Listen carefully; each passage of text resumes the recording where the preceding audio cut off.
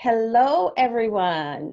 Thanks for coming and joining us this evening. I'm Judy Green. I'm a leadership contestant for the Green Party of Canada, and I'm coming to you from the EDA of West Nova, which is in Nova Scotia, which is Mi'kma'ki. This is the unceded territory of the Mi'kmaq people, and here we would say Ukjilashit. Welcome, come and take your place. And today I am so excited to have Elizabeth May with me. This is actually the first time Elizabeth and I have had a chance to sit down and chat together. So I'm really looking forward to this. It's going to be very casual, as we do in the Maritimes. It's like around a kitchen table. And I was going to have green tea, but it's far too hot here today. So I have water. So we will be hydrating. Yeah. I hope that you are all doing the same. And thank you again, Elizabeth, and take it away. Okay, great. Well, I want to welcome everybody as well. I'm on the traditional territory of the Shwapakuk First Nation, which is essentially, you might think, or Shuswap. My friend Russell Coy, who is from this community, always explains that Shwapakuk translates as the spread out people. So I happen to be not on my home territory, which is Coast Salish, because I'm doing something in Kamloops tomorrow. So I'm actually on the farm that was my husband's parents' place in Ashcroft. So for those of you, I'm looking around, I don't think I see anybody from BC, but I see Saskatchewan well represented, and I see New Brunswick, and definitely Nova Scotia.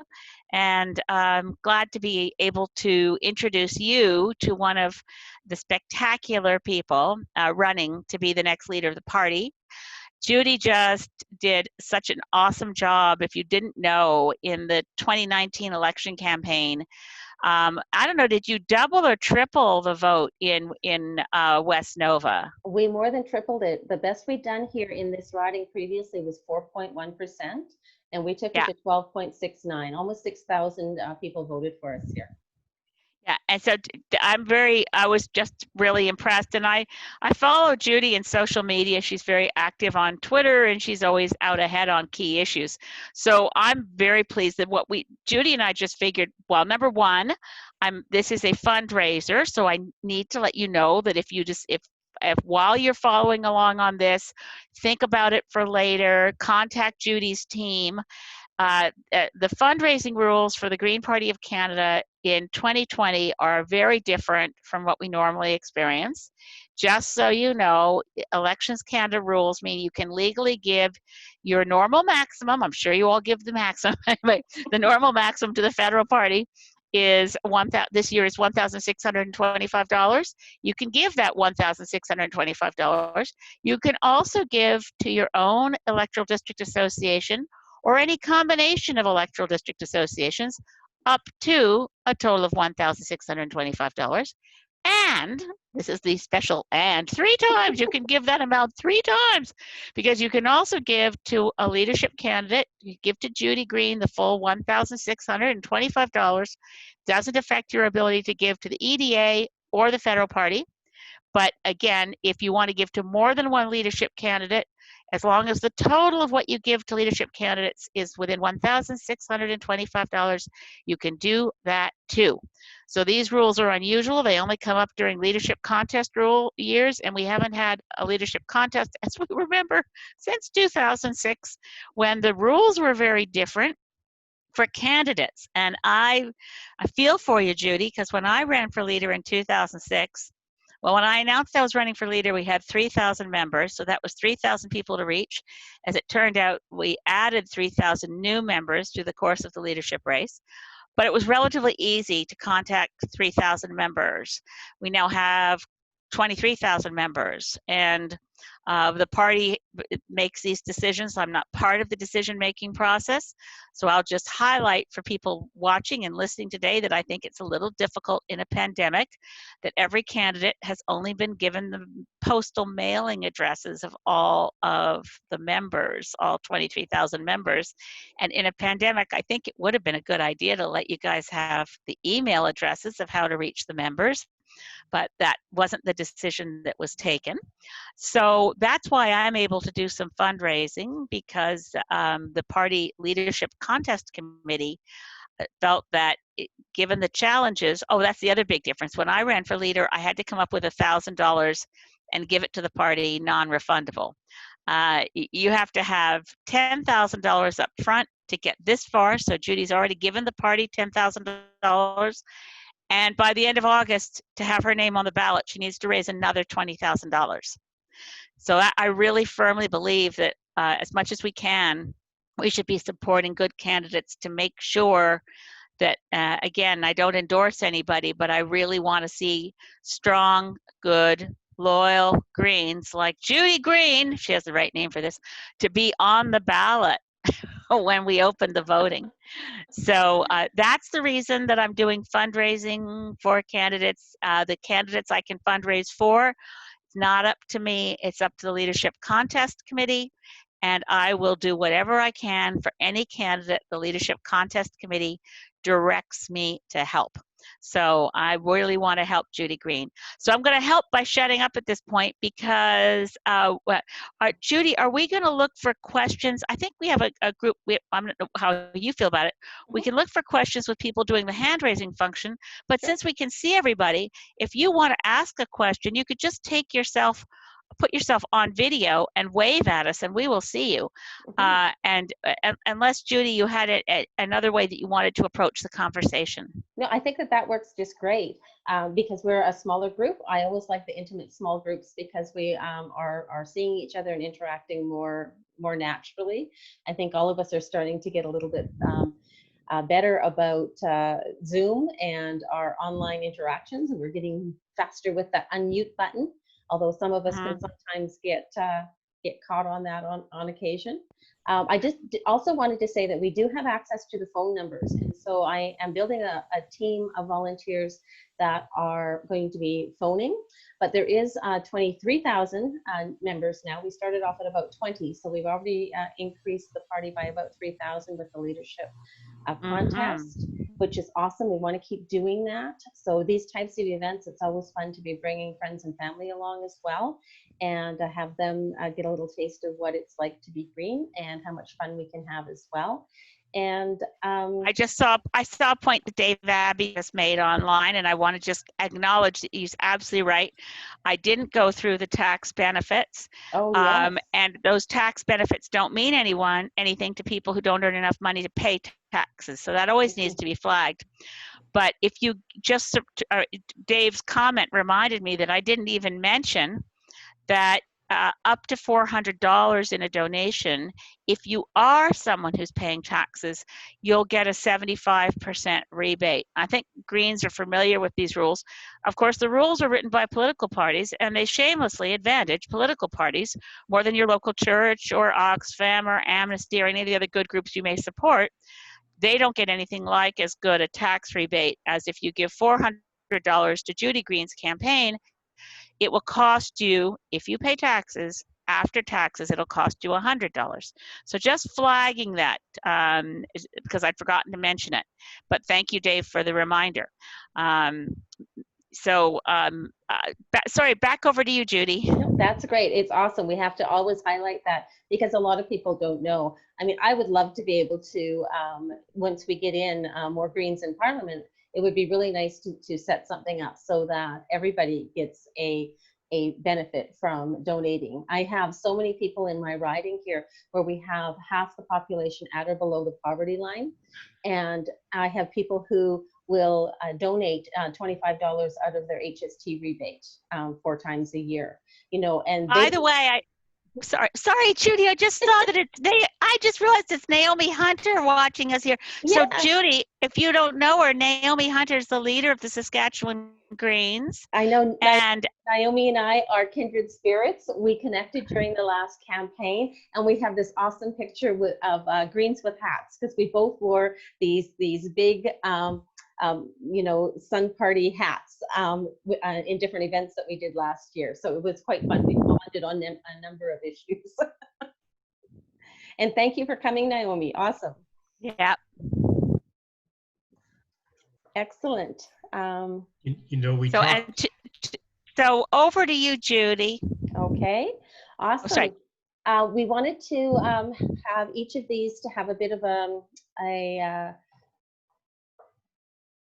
a focus, but we're willing to take questions from the floor for anything. And I see we've had a couple come in. Just going to go through, do we have anything else joining us to other means, such as Twitter or other chat? Not that I know of, Matthew. We are just doing this on Zoom, and we are not live streaming it. But we will be recording it, and we will be posting it on YouTube, on my YouTube channel as well. Yes, okay. And so Richard says, Marc Garneau is a supposed scientist. How can he justify selling the middle seat to foreign countries, especially for traveling sports teams?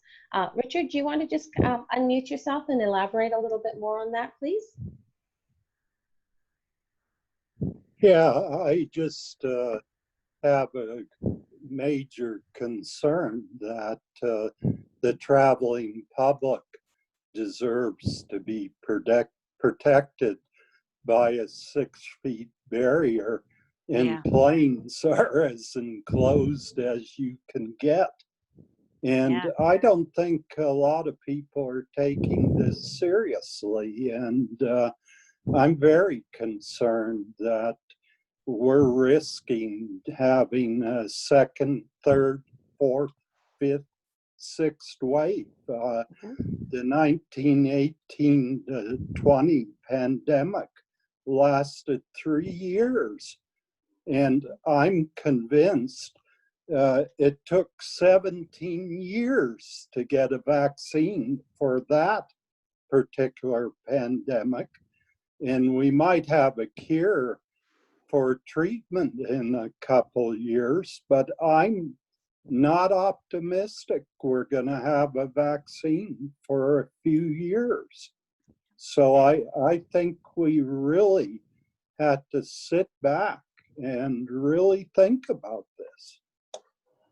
I appreciate that. I raised it with Minister of Health Patty Hajdu. Why are we allowing every plane to? I have to travel for work to Ottawa, and I bought the government of Canada. Of course, they pay my airfare. It was the most expensive trip to work I've ever taken. It cost more than most of my vacations. Was traveling to Ottawa last week. I bought the seat next to me, and it was indeed the only empty seat on the plane. It still didn't give me 6-foot distancing from people. So I'm 66. My husband's 72. I'm very fearful when I'm in a packed place, but if I have to represent the Greens in Parliament, we've made a decision as a caucus that one of us will be there every time the Parliament meets. Now, I see Tom McLean there from Fredericton. He knows how, and I know that I think David Kersey, you're New Brunswick as well. I mean, we have a spectacular MP in Jenica Atwin, and Jenica has been, when she comes in, she and her husband drive without stopping anywhere direct. So that's about a 10-hour drive. It's quite doable. But for Paul Manley and me on Vancouver Island, it's a 2-day trip these days because there's not direct connections. And I don't think it's acceptable at all that we're letting the airlines do this. I don't know that it's Marc Garneau's decision. I think a lot of it is Dr. Theresa Tam. She could give a health order that that's not allowed. I don't know why they've decided to let the airlines do it, but I feel as though at the moment there's a sort of a game of chicken going on, because I bet anything that behind the scenes the airlines are saying, we're going to go bankrupt. We're going to drown in a sea of red ink. You guys have to bail us out. And I think that those of us who are forced to fly for work, and the other ones you mentioned, Richard, the people who don't take it seriously, we're kind of pawns in all this while they negotiate how much money the airline industry is going to get. I don't want to give them a dime. I mean, we're also looking at how do we make the post-pandemic recovery one that leads us to climate stability. I think it's interesting what they did in France. The government of France bailed out airlines, but the exchange was no more domestic flights. Of course, France is smaller. They have the très grande vitesse. They have the trains. They have a really good train system. Our Via Rail, by the way, I have enough time because Parliament only sits once. Rarely we're sitting in person. And we also have hybrid sessions. But I could take the train to work.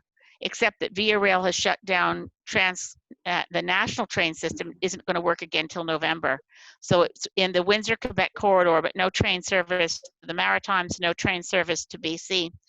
The big solution, though, I'm going to focus on that. I mean, in terms of an MP's workload, which wasn't really your question, Richard, but I just wanted, I mean, if we could have Parliament functioning virtually, which the one piece we need is being allowed to vote at distance. The British Columbia legislature already has MLAs voting on Zoom. It works fine. But the Conservative Party of Canada, speaking of the people from Saskatchewan, not my favorite, our buddy Andrew Scheer. He's not really from Saskatchewan. I won't hold the people from Saskatchewan responsible for Andrew Scheer. He grew up in Ottawa. But he's an American. Well, yeah, he managed to acquire dual citizenship. Isn't he interesting? So I managed to get rid of it a gazillion years ago. He managed to acquire it. So anyway, it's if we could vote at a distance, which is dead easy to do. I mean, electronic voting in an election for our MPs. I wouldn't support electronic voting in an election, because we have the right to a secret ballot, and it would be way easy to hack any national voting system. I learned that on the Parliamentary Committee on Electoral Reform. But in Parliament, we vote in the big, it's open, it's public. We stand up and we vote, and everyone sees how we vote.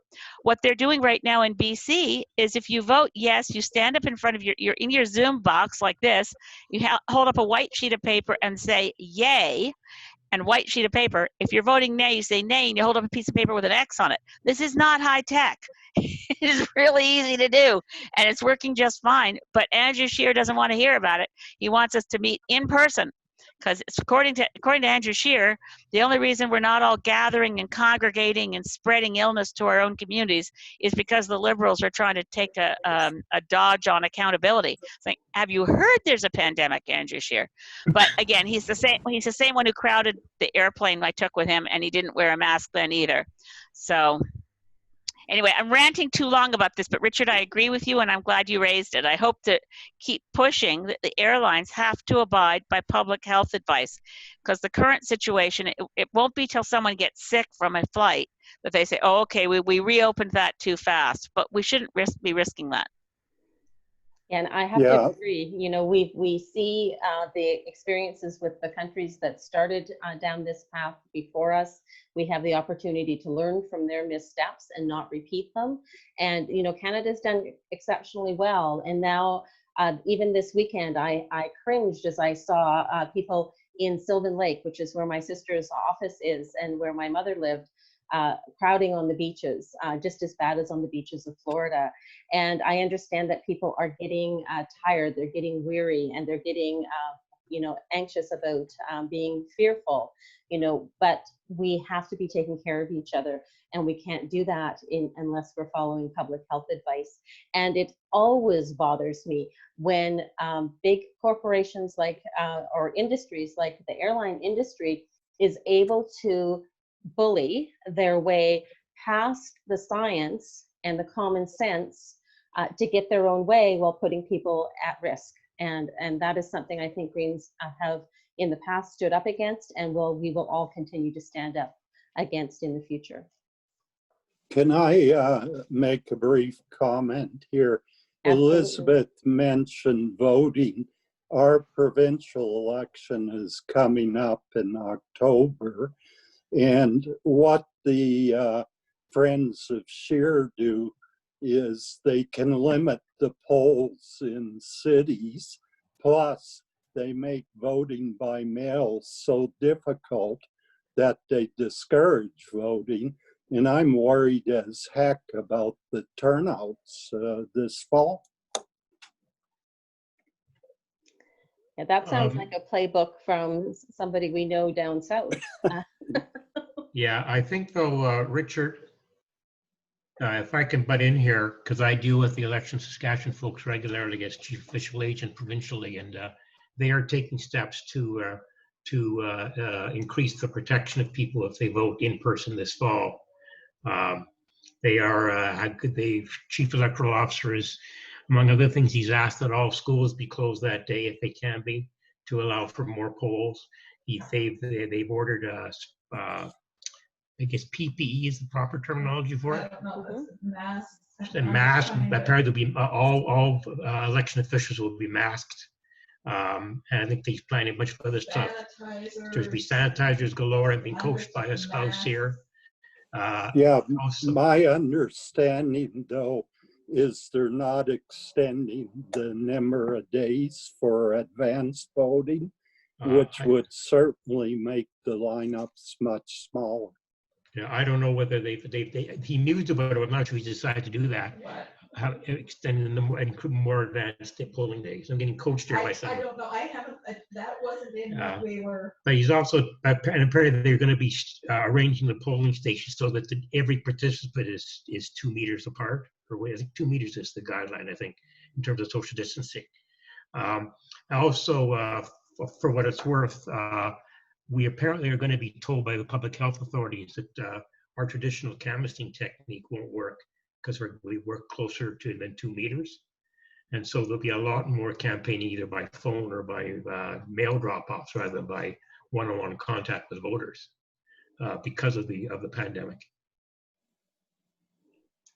Yeah, I think that's so true, Dave. You know, I think even in the municipal elections, we're having conversations about that here in Nova Scotia, where they're not even sure they'll go ahead this fall because of the inability to do the door-to-door traditional canvassing. And we may well be in the middle of a second wave at that point in time if this virus follows the pattern that we see with colds and flus coming into the cooler weather. So it's we're really in a flux right now about how we operate as a political party. We're having some awesome experience with running the leadership campaign here and how much we've been able to do virtually and how creative people are starting to get as well in terms of ramping up what we're doing on social media and becoming our own media. You know, we're the leadership contestants kind of have all started, reaching out to alternative media and getting their voices heard there, because right now it's impossible to break into the mainstream media unless you're some sort of catastrophe, because we've had one, two, three, four, five, one after the other. So especially here in Nova Scotia. So it's we can be learning from these lessons, and some of these are not a bad thing to take forward and continue using in our campaigns in the future, whether we are in the midst of a pandemic or not. You know, for me, when we started doing this campaign, it was actually, I was sitting in my car ready to head to New Brunswick on the 12th of March, ready for their AGM. And I was just checking my email while I was still on Wi-Fi, and I got the notice, hold on, we're having a meeting tonight, we may be going virtual. And that was when they made that decision. We stepped back and said, okay, we're having to go virtual. That's the way it is. And for me, there was a bit of relief, because I had a bit of cognitive dissonance there, thinking, yes, I want to meet Greens all across Canada. I want to travel across Canada. I've done it many times. I love this amazing country that we live in. But the carbon that needs to be burnt in order to do that was really a challenge. And yet, as we're finding, when we have these virtual gatherings, we actually have more people come to our virtual meet and greets than could physically be there had we gone to a single location at a single time when they may or may not have been able to travel to that location. So there's benefits to doing things virtually as well. And I kind of see us doing a bit of a hybrid going forward. So anyone want to bring up another topic or ask a question? Judy, did you finish telling people what it was that you wanted to have as the theme for this conversation? Yes, it is really, it's about, growing your local membership, bringing in volunteers. What are the tips and tricks? Because Elizabeth's been very successful, but it's taken some time to learn, as it is for all of us in all of our EDAs. One of my big pushes for doing this is that I'm wanting to really cross-pollinate ideas across all EDAs, Yep. so that people never feel like they are starting from scratch with no support going forward. And we do that by building these relationships on these calls, meeting people here. Then we're less hesitant to reach out to them in future, and we've learned some tips and tricks as well. Yeah, well, I'd have to say I was very fortunate in my riding. We tried some new things, and I know that some of the EDAs that I see on the screen here today, including yours, I think, Judy, learned some of the ways that we organize in Saanich Gulf Islands from Thomas Toiven, who was did a bit of traveling across the country. And I really think that we need to have it's amazing how within the Green Party, we're a small organization, and yet we have these sort of ideological battles to the death, like the pro-Thomas Toiven people and the Thomas Toiven will kill this party and destroy us people. It's absolutely absurd. We have an incredible strength of experience from Saanich Gulf Islands. And I'd have to say, yeah, it really does help to have a potluck supper. It does help to get to know each other. It does help to go to the door when we're not in COVID-19 and ask a person at the door, what is on your mind? I always do that. What concerns do you have that you'd like me to work on? And keep talking and ask people questions and show them that someone in politics actually cares about them. That can be more effective than any number of policies and programs and promises. Just being a real live human being who's listening. Now, Thomas and I slightly different, because I think once someone's listening and once you have that conversation, you write down whose doorstep you're at. You keep track and you go back. So we do need the data, but we need to present ourselves as people who have a concern to learn more about the concerns of our own constituents and our future constituents if we're not yet elected. I know that Jenica Atwin's team in New Brunswick, and I've got a couple New Brunswickers here who can tell me if I'm wrong on this, but Jenica's team tried a lot of the listening approach at the door, but also kept track of the data, because you want to know, where do I want to go back and put up a sign once the writ falls? Where do I want to come, where are the people who would maybe say, because I love this approach, Judy, is to say to someone, well, if you're really, if they say, well, I love what you're saying, this is exactly what I've always thought, right there and then say, would you be willing to invite some of your friends over to meet with me? Because I like to have the, when we're allowed to gather again. So that's how I built up, not just me by myself, but our whole team as a movement, built up support for Greens. And it's the same approach I used before meeting Thomas. It was what I did in the by-election in London North Centre. It's just intuition. London North Centre, and then in Central Nova, where we did really well and came in second to Peter MacKay, which is a very big shame because I would have so loved to have beaten him. But anyway, never mind. But we've always tried the same thing at parties in people's houses, because I always recognize that by far most Canadians, in order of more than 80% of Canadians, will never join a political party. They, unlike the system in the US, where the minute you register to vote without paying money, you say, well, I'd like to be a registered Democrat or a registered Republican, or just register me as an independent. That's why there's so many people in those parties south of the border. They don't pay anything, and it's almost a default decision when you register to vote at 18. Whereas, of course, for us, as we all know, you have to make a decision and think, okay, I'm going to actually go to the website, or I'm going to fill out a piece of paper, is what we used to do. I'm going to join the Green Party. It's going to cost me $10, but I'm now a member. More than 80% of Canadians are never going to join any political party. So I tend to like, as a matter of preference, when you're building up your campaign and building up your EDAs, to meet in people's homes. Because if you're dealing with existing networks and friends, there's no psychological barrier to cross that threshold into a public space that has a big banner that's either red or orange or green or blue. You got no banners, you got no branding. You're just going to visit your friend Joe that you've known forever, and you're going to have a cup of coffee, and then you're all going to talk. That, to me, is the best way of getting the message out about who you are as a candidate. Building volunteers at the EDA, I think the most important thing to do is to stay active between election campaigns so that people don't fall away. And that means, in a time of COVID, touching base with volunteers and finding out, how are you doing? Are you okay? Are you and your family safe? Can I get you anything? So our team in Saanich Gulf Islands stays busy and active between election campaigns. We were just on the verge of forming a brand new book club system when the COVID hit. So we dropped our book club idea, but we're always looking for things that we all like to do together, and build on that. But it's all about building relationships. That's the main thing. And I'd love to hear from others on this call if you feel as though there's some things, particularly that we have on this call. People we have 3 ridings in Canada with Green MPs, and you've got 2 of them represented on this call. So I don't want to offer all the wisdom of what one does to win, because the Fredericton folks know as well. Yeah, we actually here, as because I hold a provincial Greens role as well. I'm the representative for Fundy Shore, the region here in Nova Scotia.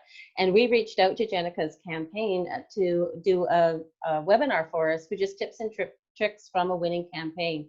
Because when we were doing the postmortems after the election, it was like, we need to learn from each other.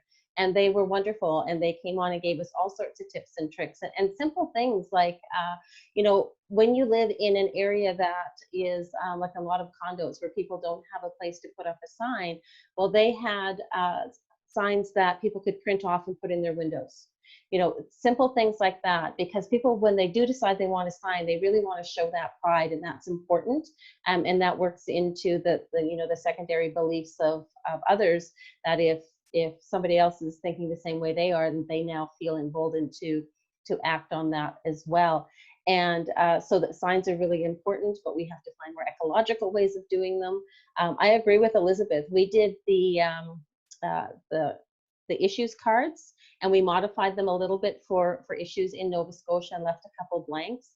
But putting the conversation into the hands of the person at the door, we had that card on a clipboard with a pencil, and we would just introduce ourselves, say we were in the area, wanted to talk to them about the issues that were important to them, and asked if they would rank these issues and perhaps add some of their own, and handed it to them. And we didn't have one person decline. And I was really amazed at the thought people put into ranking, and how in-depth those conversations became. And you don't get that if you're standing on a doorstep saying, I'm from the Green Party and this is what we're going to do, or this is what our platform is. It is about building those relationships. And I think that is a way that we can really do politics differently. It's about earning back the trust of the electorate. So many people don't trust politicians anymore. And quite honestly, I had to sit with that label politician and redefine it. And thankfully, the Green Party allowed me to do that in a way that I felt comfortable with. And so I hold really tight to doing politics differently, because I learned more about what not to do as a politician by looking at members of the other parties than I really have role models that I want to emulate 100%. So that's a really important part of being at the door as well. Judy, I see we have a question directed to you, and I hope I'm pronouncing your name right, from Arle. Is it Arle or Arlie? Arlie? Arlie. Arlie's question is, what ideas do you have, Judy, for how the Green Party of Canada should go about increasing our membership? One of the— And Arlie, if you want to take off your mute and ask the question yourself, feel free. But I just read it off the chat. Yeah, I was really just trying to get to, because that is what was listed on the invitation, that was the topic I was interested in hearing more about, especially membership itself, and how important you think that is, because as Elizabeth was just saying, a lot of people are not members, and even a lot of our volunteers are reluctant to become members. That's right. And I look at it as a continuum, Arlie. There is, I've owned 4 businesses, so I tend to think of things in terms of marketing in that respect. And I kind of ran my campaign as a kind of a marketing campaign. And there's something called a funnel, a sales funnel. It's where you are offering something for free, or something that somebody is attracted to, and then you talk to them, and then you take the next step and the next step. Well, our volunteers are like a funnel as well. So we need to have something that's going to bring them in, that's not overwhelming, something they can succeed at. And one of the things that we did here in West Nova that was extremely beneficial was just going to the local festivals and being in the parade. And as Greens, we decided we didn't want a vehicle, but we wanted to highlight all the different ways that you can get around that doesn't involve an engine. And so every single one of our parades in the different areas, and here in Nova Scotia, from the summertime, from May right through to September, every single weekend you can be in a different small town in our riding and have be able to be involved in a parade or a festival of some sort. That way we're being out there, we're being green, we're having fun, we're not sitting in boring old meetings. We're having fun, we're attracting people, we're having an opportunity to speak to people on the sides of the parade route. People are seeing other people reacting well to us, and we have fun, and that really attracts people, especially people younger generation. We have these amazing group of youth come out from University Sainte Anne in Clare, and they were all from the French Shore here in West Nova, and they came out in tie-dye in green, and we had bubbles, and they were dancing in the streets, and we had so much fun, and they knew people in that community, which is really a key point. We had people marching in the parade that knew people in that community, and were making those shout outs and connections as we were going down the parade route. And so that was a really good thing for us, being out at festivals, having the issues boards on tables wherever we could, in terms of just being out, going where people were. That was kind of our mantra, in order to have that bigger outreach. Because it still breaks my heart when I run across somebody who says, I don't even know that there was a Green Party. We need to get beyond that. And in some of our ridings, that's where we're at. And people don't see us as really looking at issues that are important to them. And for especially an area like West Nova, where we have such so many people at or below the poverty level, oftentimes environment's not the first thing on their mind. They're way down at those lower levels of Maslow's hierarchy of needs. They're looking at housing, food, shelter, and so you have to meet them where they are and talk to them. But once we get people involved, and then you give them more responsibility, they come up with a great idea, you give them ownership of that and allow them to run with it and give them the supports they need. We need, our youth need that.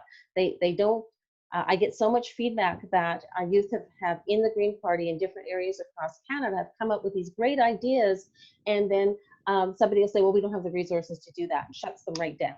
We have to be creative about finding the way to do that. And we can do a lot of it through our volunteers. And that's something we need to do much better, is really empowering our volunteers. And yes, I still talk about members and volunteers. So volunteers are usually members, but not always. But there is a different level of buy-in with that. But I have a whole list.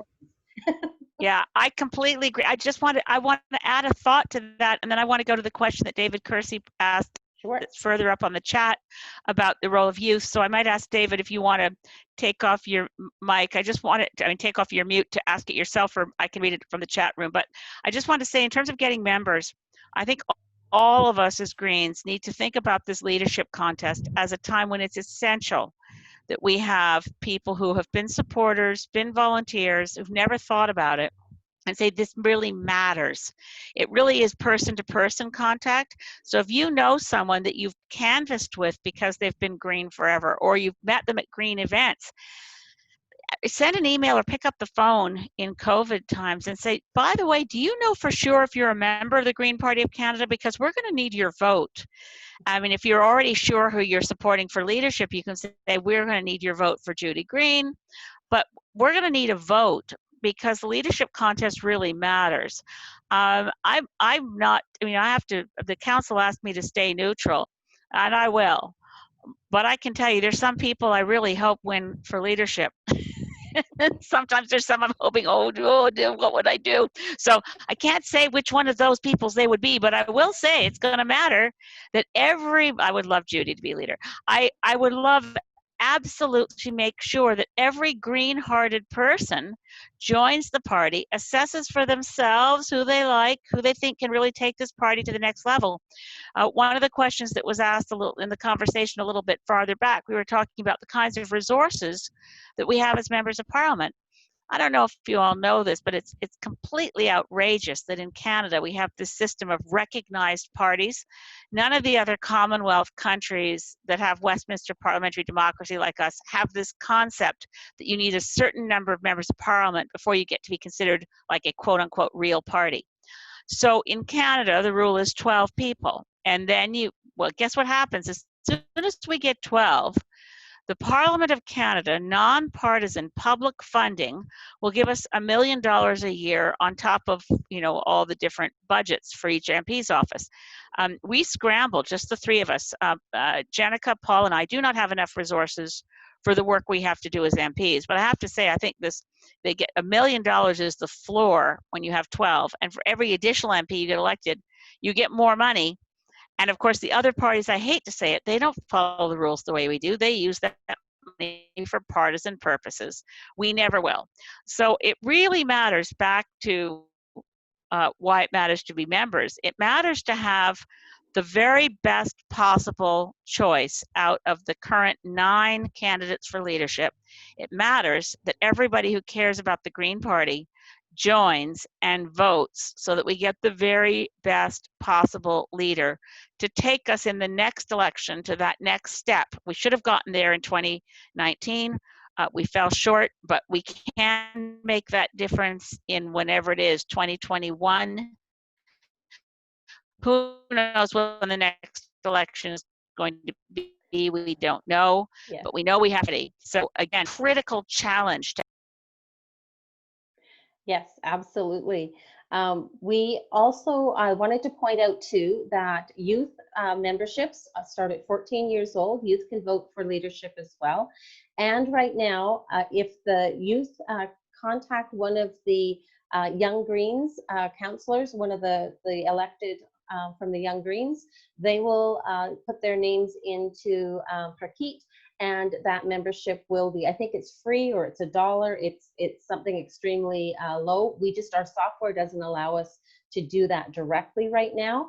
And so that is the process. So if you know any young people who want to be involved and want to be members of the party, that's a great way to get them involved. The question in the chat too was, the youth were marching in the street along with Greta Thunberg last year with XR, and yet those people didn't vote. They didn't vote for us, and a lot of them didn't vote. I have come from a background where I was involved with XR. I did a lot of the education and outreach for them. And it was really quite discouraging, because the people who are completely aligned with us on climate change were not choosing us. And we really need to dig deeper and figure out why that was. And I think a lot of it is they need to see people like them in our party. And so diversity is really crucial. And I'm really pleased to see some of the steps that have been taken recently in order to make us a more diverse party. But we need to continue having these conversations and listening to people who are from the underrepresented communities. That's something else we can do between elections to keep our EDAs active and to recruit members and volunteers, is to have honest, authentic connections to the communities in our ridings that are underrepresented in our party. And that doesn't mean that we're going in and we're doing anything magical or making anybody leaders. Leaders exist in those communities. And just like we look around us and approach the leaders that we see in our local communities, we need to be doing the same in those underrepresented communities, but really listening to them about what we need to do to make them feel safe. Judy, because we've got someone here who's young, James, would your daughter like to talk to us and tell all of us on the phone, on the Zoom right now, what she'd like to? I just got that on the chat box that I don't know your daughter's name, that she might like to join the party and get involved. Sure. And I'd love to know what she wants to see from us. Okay, well, this is my daughter Casey. So hi, Casey. I'm incredibly nervous right now. You're amongst friends. It's all good. Yeah. So since I knew what voting was, I knew that I wanted to vote for the Green Party. My dad has always supported you guys. He's been a huge, member. He's advocated and all that. And so as soon as I knew what voting was, it's like, yeah, Green Party's the one I'm going for. And I think I'd love to see more like LGBTQ representation in politics. Because it's like, as a member of the LGBTQ community, I look into politics, and I'm sure that there are a lot of people like me, but I don't feel like they have the space to feel like they can be out and proud sometimes. And so I'd love to see more of that, and then obviously just the environmental stuff, because we only have one planet and we're continuing to destroy it. And so I like all of my friends who are around my age are voting for the Green Party as soon as they have the option to. So you've got the youth on your side, and with the political climate that is going on in the world right now, I feel like more people are getting out and voting. More people are going to be voting this time with like the protests and everything going on. I feel like people are voting more. Do you mind if I ask what your name is? I know your age and I know you're James's daughter, but I don't think I got your name. My name's Casey. Casey, right? Okay, you said that again. Casey, listen, this is fantastic input for us. I don't even know if everybody on this Zoom call knows, but the first out leader of any federal political party was Green. Chris Lee was the first openly gay leader of a federal political party. Chris Lee was from Toronto. He's still from Toronto. He fabulous guy. By the way, we usually introduce ourselves with pronouns. I go with she and her. We have of the 9 candidates running for leader right now. Let's see. Amita Kuttner goes by they, them, and they are non-binary and pan. And Mariam Haddad goes by she, her, but she's lesbian. And Glenn Murray was the first out gay mayor of any city in North America, in Winnipeg. So there's some diversity around LGBTQ issues. There also is diversity in that at this point, more than half of the candidates running for leader identify as feminized, whether non-binary or pan or not. So we've got a really good group. And I'm excited for it, and the fact that you can join and vote in the leadership race.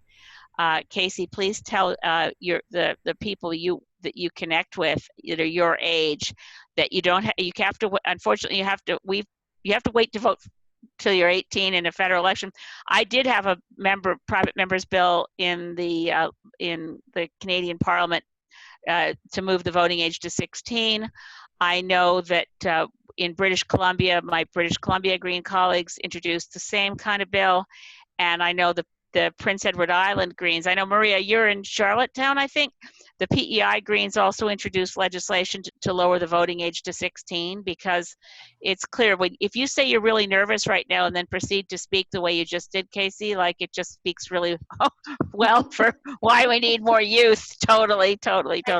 I'm usually more eloquent than I just was. So no, hey, you did fabulous. You did great. There's been some talk here about listening campaigns and how good they are. And in theory they are, but I want to share an experience with some of you who have already heard. About 3 years ago, I guess it was, Chris Alders, who some of you know from Edmonton, came and spoke to us about an approach to canvassing in between elections, which he called the King's North method, because apparently it was pioneered in King's North, Nova Scotia in the early 2000s when he was involved with the NDP, where you go door to door. You say to people, we want to know what your concerns are, what your issues are. And our previously leader in Saskatchewan, Sean Setcho, and I did that exercise in Saskatoon, Riversdale, which is in the west side of Saskatoon, for those who don't know the city. And it's not a very well-off area financially. And we went out about half a dozen times. And we concluded the listening with the question, can we keep in touch? Mm-hmm. If they said yes, we've had them fill out a sheet of paper with their name, address, email, etc. And then we decided that after about several months doing this, we tried to call a meeting of all those people who expressed interest. And this is inside a city where you only had to walk a few blocks. We called a meeting, and Sean and I showed up. Nobody else came. So that idea works great in theory, but in practice, it doesn't work all the time. Now, there was talking about people voting. I've been sharing with on some of these Zoom calls with an idea I have, which I will share in a moment with you, which may increase voter turnout because last fall, as I understand it, 1 in 3 Canadians didn't vote. And I also understand in the last provincial election in this province, close to half the people who could vote didn't. Now, I know Australia has a system of penalizing people who don't vote. And I've been told that the attitude of people who don't vote is they just pay the fine or write the letter and carry on. Maybe what we should do, and I've been toying with this idea of preparing a resolution for whenever the next GM occurs, and who knows when that'll be, it says that if you vote in a federal election, because CRA and the Elections Canada are always exchanging names to maintain the voter list, the year you vote, you can claim a refundable tax credit of, for example, $50. Now, I know it's a way of bragging people to vote, but is it that terrible to brag people to do the most important thing they may do in their lives in terms of making decisions? Now, I have no idea if that is going to fly. I do know those of us in provinces with carbon taxes have a refundable credit, which is paid to everybody, even if you pay no tax. And that's difficult, with, as Liz was explained, with the current system of tax credits. So I would hope that if I ever do get that resolution written and enough signatures, that it gets debated, and I hopefully would be passing a GM to have the federal government do it. And we can also ask all the provinces to do it too, because I'm sure your turnouts provincially probably aren't as good as they should be. You know, although I'd prefer to have a green voter turnout, at least I want a person to turn out, whether they vote green or some other color. You can't have participatory democracy if there's no participation. Exactly. Yeah. Exactly. Yeah, exactly. I mean, this fellow from Nova Scotia claimed after 6 elections, they went from about 4% to winning the seat. Now, I don't know if that's true or not, although it's conceivably true based on what he said. We had about 15, 20 people hear that presentation. It was quite impressive, but at least in practice, it didn't work. And we talk a lot about communicating as EDAs between elections. And I think this is probably true partly in Nova Scotia as well as it is in this province in Saskatchewan. We have several EDAs or electoral districts where it takes 3 or 4 hours to commute to a meeting. And so that's why with this pandemic, of course, all the meetings are being held virtually, but even before the pandemic, we call the meeting an annual meeting of the three Saskatoon EDAs 3 or 4 years ago.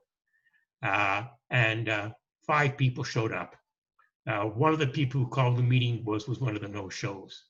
Another year, and Elizabeth may remember this because she attended, we had what was called an annual meeting of the 3 Saskatoon EDAs, but because Elizabeth May was coming, we invited the whole province. And we had about maybe 10, 12 people there. Most people don't like going to meetings.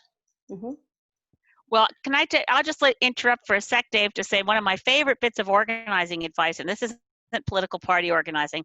This is back when I was running Sierra Club of Canada, and I've always tried this as advice. This is organizing advice from Pete Seeger. Now, Casey, you're so young, you might not know Pete Seeger, but those of us with gray hair know Pete Seeger. He was a folk singing legend of an activist organizer. He wrote, "This land is your land, this land is my land," that kind of guy. He's a forever hero.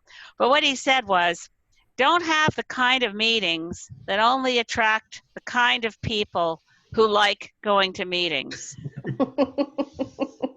Yeah, exactly. So that's why the potluck supper is Pete Seeger's advice was, have a potluck supper, then take a break after supper to get the meeting business done, and then have told well, of course, we're just talking Pete Seeger, have everybody brought their instruments and make music after you get the meeting out of the way. So keep the meeting short, have a reason everybody wanted to come, have some fun. And I think, Judy, you made this point earlier. People are going to join us if they think we might actually be fun. Yeah. And Fun is a key part of fundraising, by the way. Mhm. Fun really, really helps. And if you're able to be, joking around and people see that you're actually in your meetings, forming lifelong friendships and having a good time, it's a key way of getting people to come. And by the way, my mom was an organizer, so I put this tip from my mom in my book, How to Save the World in Your Spare Time. Sometimes to get people to come to something that's actually going to be fun, nobody likes, it's not just they don't like going to meetings. If you've said, okay, I've made a commitment, I'm going to show up, but it's kind of a loosey-goosey commitment. Like, I find these, what are they? I'm trying to think of what they are. These, when you start a Facebook page and somebody says, oh yeah, I'm going to show up, and you get this, you're expecting 300 people, you're going to get 10, because it's not a real personal commitment. It's just expect me, I'll show up. If you come home from work and you're pooped and you're tired and it's raining out and you've said, I'm going to go to the local Green Party potluck, you think, not tonight. Okay, here's my mother's trick. It's really old fashioned. She said, okay, we're having the potluck. Do you mind bringing the cream for the coffee? Then you're committed. Then you've said, oh yeah, geez, I don't want to go, but I promised I was going to bring the cream. Or I promised I was making cookies for dessert, and they've got me marked down for cookies. So even the tiniest little bit of an extra step that says, I've really made a commitment to show up, can make the difference when you're thinking, not tonight, I'm really tired. You'll say, okay. And then when you go, you actually have fun, you're much more likely to attend to the next one. So fun is a key ingredient. And my mother, who was, in fact, if I went on at any length, you would realize she passed away in 2003. She was the queen of guilt tripping. Oh, she could, yeah. But anyway, it's not a bad little tiny additional step when you're doing grassroots organizing to make sure a person feels like, yeah, I actually am committed because I'm supposed to do X. Mm-hmm. And it is really important to understand that you're building a team. It's not just that everybody's going to hit the ground running, know what their roles are going to be and how they're going to interact with everybody. That takes time.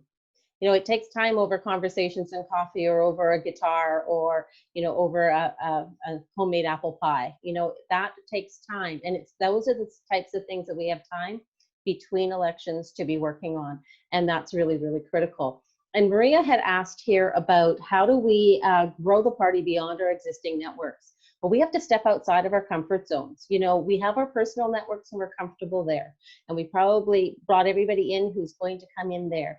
We need to really reach out and start stepping outside of those political minded folks and start talking about issues with our friends that we may be on different boards with, or we might be involved at the school, or it could be at your doctor's office.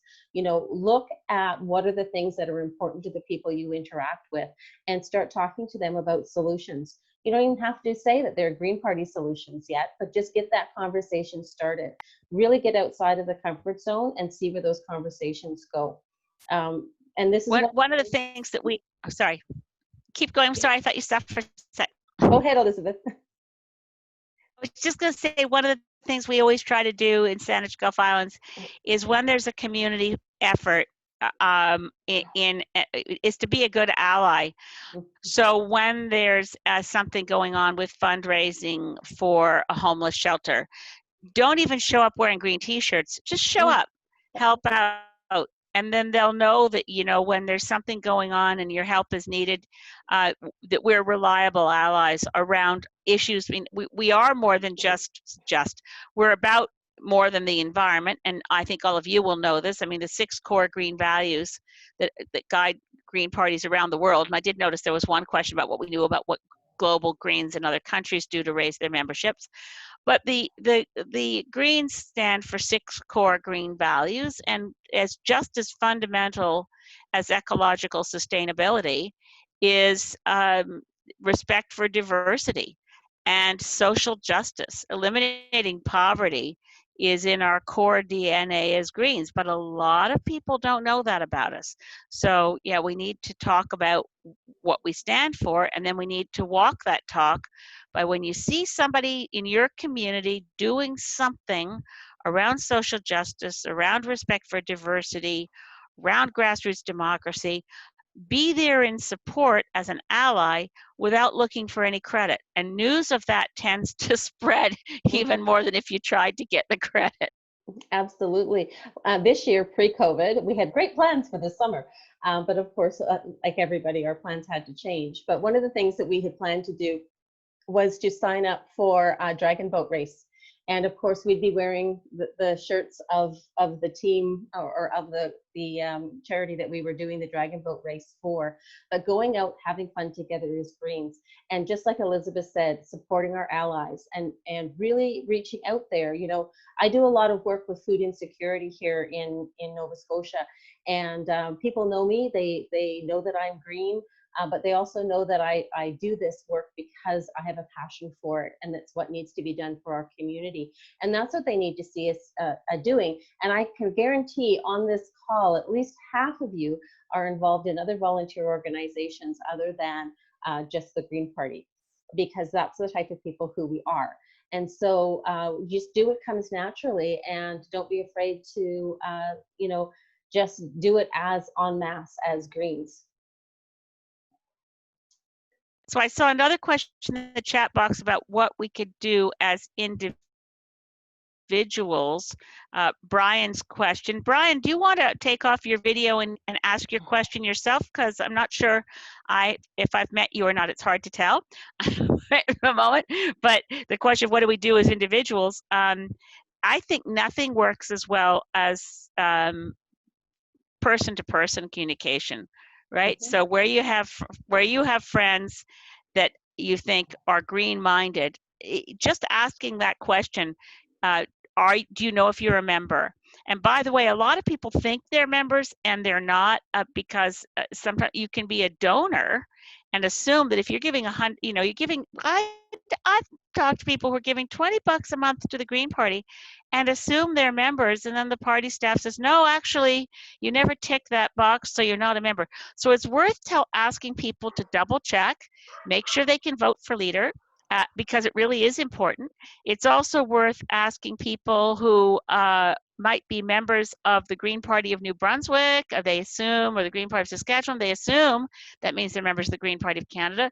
As we all know, those are in the Green Party, the federal structure and the different provincial Greens are quite separate legally. So you can be a member of the Green Party of Saskatchewan, and it doesn't mean anything in terms of being able to vote for the leader of the Green Party of Canada. And so much is going to depend, so very much, Judy. What a time.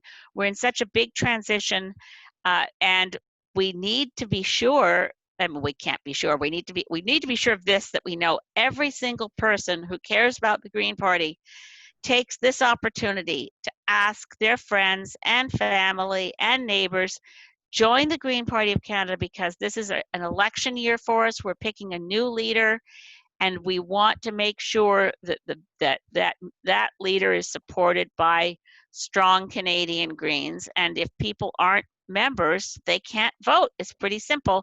And it is true, as Judy said, that for young people, they've got this new system where I think it's $1 for anyone who qualifies as a young Green, but it's not something they can put on the website. I don't understand why not. But there are steps to be taken, Casey, to be able to join for only $1. Yeah, that's absolutely true. You know, it's really amazed me because I have two sisters, and neither of them have ever been political or who have ever joined a political party, and both of them, and they're my big sisters, and they've both joined the Green Party this year. And it amazes me how many people are being inspired to join the party, so that they, not just that they have a chance to vote, but to truly get involved with the party and the values that underpin us and our policies moving forward. They're really starting to take a deeper look at the party in terms of what we offer across Canada. So it's really important to be having those conversations, and it is all about relationships. You know, in business, I've always been taught, you know, you look after your customers, or you look after your employees, and they look after your customers, and your business will thrive. And that's the same sort of thing. We need to be looking after our volunteers and our members in our EDAs, and give them the tools that they need just to be looking after the people in our communities, and to be doing that. The listening campaign can be done between elections. I mean, you can't go in, you don't have the access to things like high rises and such like that you do during a writ period. But other private homes, you do have the ability to go up and do listening campaigns to get to some of the areas that you may not be able to. In West Nova, we have a lot of rural area. There's no physical way we're going to get to every door in a writ period. That's just not going to happen. We don't have 600 volunteers. But we are able to keep that contact with the member or the constituents, let people know that we're there and we're caring, and that we're listening to what is important to them going forward. So it's something to keep us active. It's something to practice, so that when the writ does drop, then we have fully trained volunteers who are ready to hit the ground running. So being able to do a lot of training and volunteer activities during the in-between times is really critical as well. And I also wanted to mention, when people renew or join with a new membership, you can assign that membership fee to a candidate. So you can do that on my website, or you can do it for myself or others on the greenparty.ca /leadership-contest page. And believe it, I didn't even know that, Judy. That's okay. So I thought I knew stuff about leadership. So you can join the party, and the $10 for joining can go towards the 30,000 you have to raise. Did I understand? That's correct. And if somebody is already a member and wants to renew, their renewal will go to the leadership candidate as well. But it has to go through the candidate's donate pages. So that's another way that we can help all of the candidates get to that target. You know, we've got 23,000 members now. If each of them gave $1 to each of the 9 candidates, that's $9 each. If they wanted to top that up to 10, it would really only cost them $2.50, and everybody would have their fees paid for September. So it's not a lot. And if you think that you don't have a lot to give, it doesn't take a lot. It just takes a lot of people and getting people involved. And you know, when people take that step, they take ownership of the party as well. You know, there's so many of our members that are you know, we'd like to think that all of our members are engaged, but they're not. We have members who are members because they did click that box when they did a donation, but they may be getting the emails. They may have opted out of the emails. We have members who are listening to the emails, but they're not involved with their local EDA. We have people who, depending on what else is going on in their lives, that they dip in and out of activities in the EDAs, or are only there during elections. Like, there's all different ways that people can be involved with the party, and every single way of doing that is really, really critical, and that we need to value that and not feel that anybody is not giving enough. Tom, you had your hand up? Yeah, I just wanted to say I was really curious to hear your answer to David Kersey's question. He asked it a while back, and just he talked about the fact of Greta Thunberg saying repeatedly, all you adults can talk about is money, fairy tales, and eternal economic growth. Yeah. What is your plan to give this democratic confidence in the Green Party? I think that question is for you, Judy. Okay, no, that's a good one. I think that comes back to why we didn't transfer those same similar goals for the climate crisis into votes, is because we are not presenting ourselves well. I think we can do a lot better in terms of marketing the party and marketing what we're about. Our air game for the last election could have been much better. I mean, Elizabeth did the whistle stop all across Canada, and there was not near the coverage on that we could have been doing as a party, and and sharing it over social media. You know, there's so much more we need to be doing, and we need to be really showing that we're in the trenches with them. Can I show, I would share too, in the last election, and I thought the best coverage of the Montreal March and Greta Thunberg's meeting with Justin Trudeau was from the Beaverton. Don't know how many of you saw the satirical newspaper, the Beaverton, which said, in honor of Greta Thunberg, Justin Trudeau is naming his next pipeline after her. That to me really summed up that moment. And what the national media did was they treated the climate issue almost the way they treated the Pride marches. Is Andrew Scheer marching? Andrew Scheer didn't march in Pride marches, but Jagmeet Singh and Justin Trudeau and I marched often together in the Pride marches. But on climate marches, Andrew Scheer didn't march, but I marched, and Jagmeet Singh and François Blanchet marched. And the media coverage, there was only one CBC story that actually made it clear that our plan was twice as aggressive as anybody else's and was aligned with what needed to be done on IPCC goals. It was the English language debate. I'll never forget it when I said we need to, everything I always say is grounded in science. When I'm talking climate, we have to hold to 1.5 degrees. I don't know how many of you noticed Jagmeet Singh saying, yeah, we have to hold to 1.5 degrees, as Elizabeth loves to say. I had to say, loves to say? Are you like, loves to say? It was obvious to me at that point that which one of us really understood the climate crisis. But it was very frustrating, as some of you who were, of course, I think virtually everybody on this call was involved in the last election campaign. It was very frustrating because what also happened was the environmental movement more or less wrapped itself around anybody but conservative, because they didn't really trust that somehow Andrew Scheer wasn't going to win enough seats to form government. And they knew that as bad as the Liberals are, and as bad as the NDP is, that Scheer would be so much worse. So as a result, none of the organizations stepped up to say, well, look at the Green Party Mission Possible and compare that with these other platforms of the other parties. Far and away, the Green Party has the best policies on climate. So the marches became about who marched and who stayed home. And there was this sort of generalized, well, there's a whole bunch of parties that all favor climate action without distinguishing what the action was. I've been saying lately a lot, because I think the COVID-19 experience will change forever how the public views science. So there's scientific advice. You've got Dr. Theresa Tam, and Justin Trudeau says, oh, that's a question about science. I won't answer that. That's a question for Dr. Theresa Tam. I've said in the parliament, I said, look, if the Liberals had treated COVID-19 the way they treat climate change, when Theresa Tam had said we need a distance of 6 feet, or as Dave was just saying, 2 meters distance, you would have said, well, we agree with you that we need action on this, but 3 feet is enough. That's how far we can go. We can give you 3 feet. That's realistic. We can't go all the way to 6 feet physical distancing for COVID, right?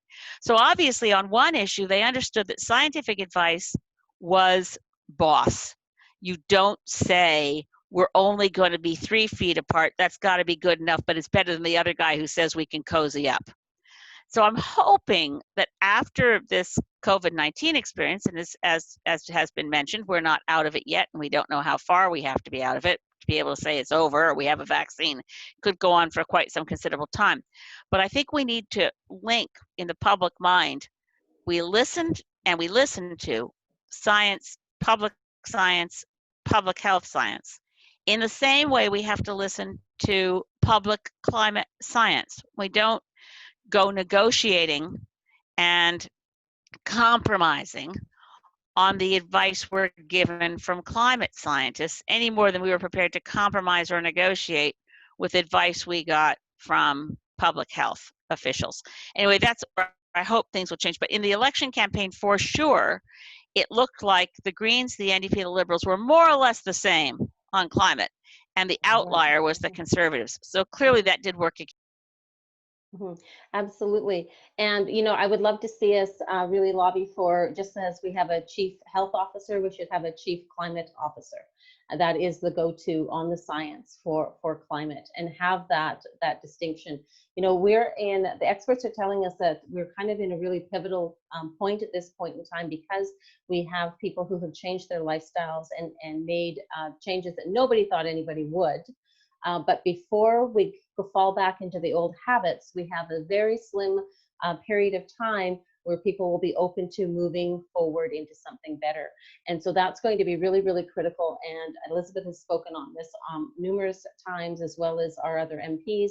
And we have a future plan for doing that. So it's really important. And these are good talking points to have with people that you know in your riding, as you're moving through and doing all your things that you do in your daily life. We just need to be talking about all this stuff. Lots of good stuff. Brian had said, should or can each EDA be out there with their membership list, encouraging every member to check their current status by letting them know what's involved in voting for the new leader? Yes, absolutely yes. Straight from GPC, absolutely you can be doing that and should be doing that. There was a link where people can actually check their membership. I posted it on my page some time ago. I'll see if I can find it again and repost it so it's up near the top. It's just allows people to log in to the GPC website, and it will tell them what their status is. They can also call, or if they just want to update and renew, they can do that for $10.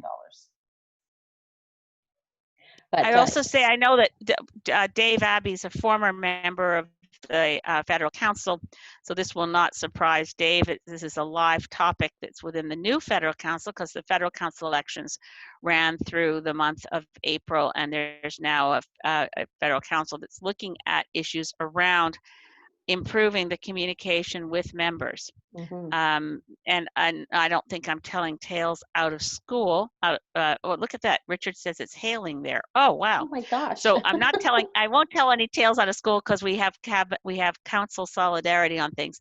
But generally speaking, the way the Green Party of Canada has operated around communicating with members is that the fundraising people control the lists. And in the 13 years I was leader of the party, I was allowed on one occasion only, once, to write my own letter to members with something I thought was important and wanted to communicate directly with members. One time in 13 years. Wow. The council members, even less so, are allowed to communicate directly with members, because the staff and the expert, and they're right. I mean, we do need to raise money, but I feel as though our members, I don't know about you guys, but I feel like a lot of people don't open the emails from the party because they know it's just going to be another email asking me to give money. So this is a question of governance. It's not about staff versus council, but I do think we're on the verge of having, I hope, a message from council to all members about this leadership race, and to say, look, we'd like to make sure you know, as members, that this is happening. We'd like to make sure you know that that you might want to encourage other people to join. Some basic communication around we're a party that believes in grassroots democracy. It's one of the core 6 green values. And I'm hoping, I'm not a voter on, I don't have a vote on council anymore, but I'm hoping council will move towards a more direct engagement with members that isn't just about making a donation, but making a difference. Well, and I was very pleased to see, Elizabeth, that on the leadership contest page now, they have links to all the past official debates and forums, as well as the links to all of the regional debates that are coming up that you can register for.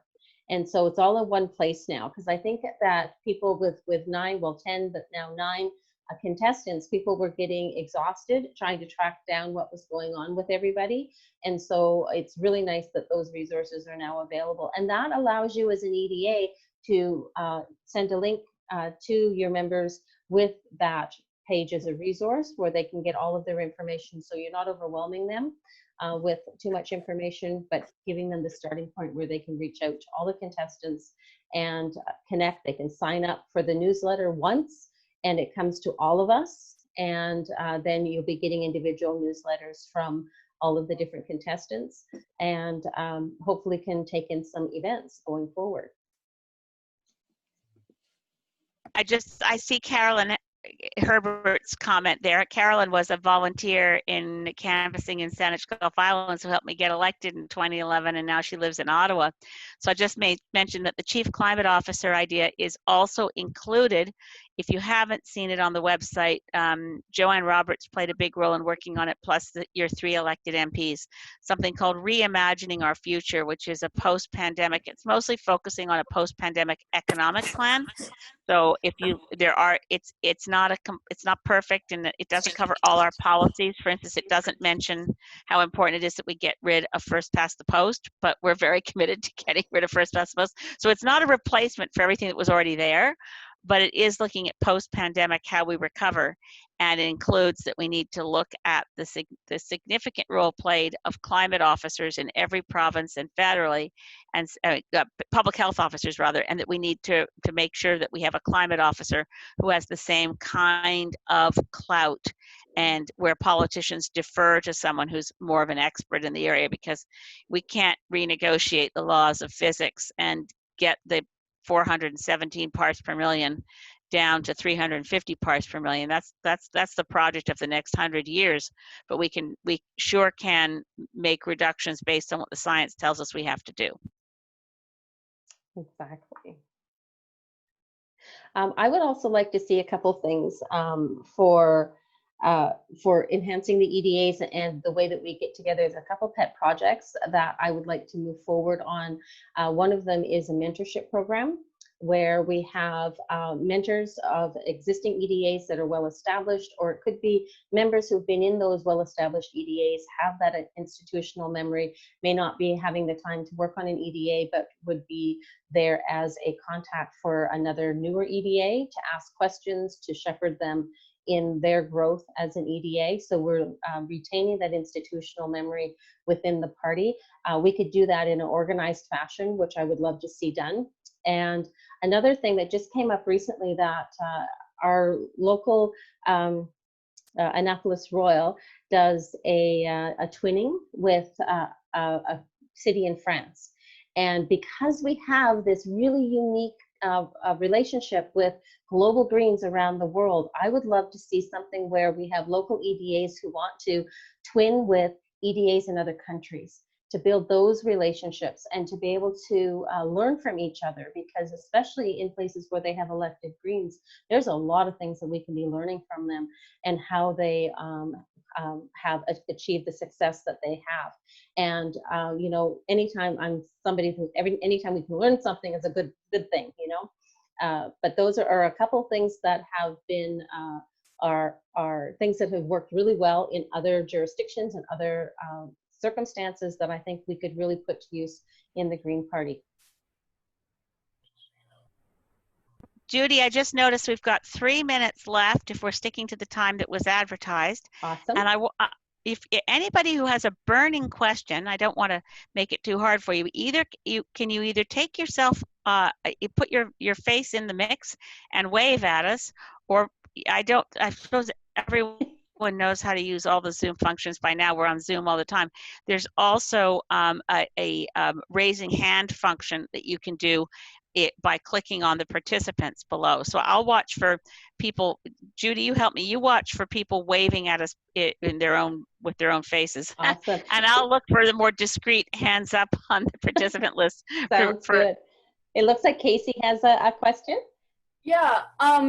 So when I sat down and you guys started talking about making meetings fun. Mm-hmm. Like, I hadn't heard anything about that, and I don't think any teenagers around me or young people voting know anything about that. When I first heard that my dad was doing this, I was like, oh, that's gonna be boring. I'm gonna go to my room and watch Netflix and not be a part of that.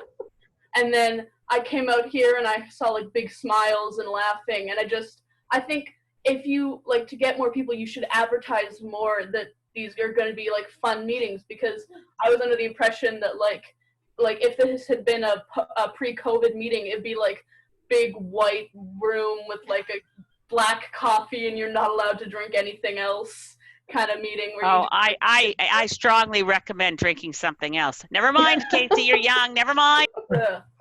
Anyway, doesn't matter. Yeah, we always have bring your own. But Casey, I love that you think this was fun, because this is nothing. Greens really do know how to have actual fun. Yeah, I mean, it's called the Green Party. It should be a party, right? It should be fun.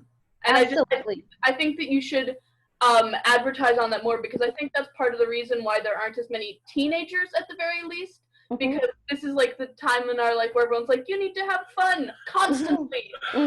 Exactly. Well, Casey, I just wanted to let you know, in our last campaign in West Nova, one of the fun things that we did is we looked at some areas of the province that were really important to people. And one is our Annapolis River. It's where actually the capital of Canada used to be, Annapolis Royal. So we have the cradle of civilization is actually here in Annapolis Royal.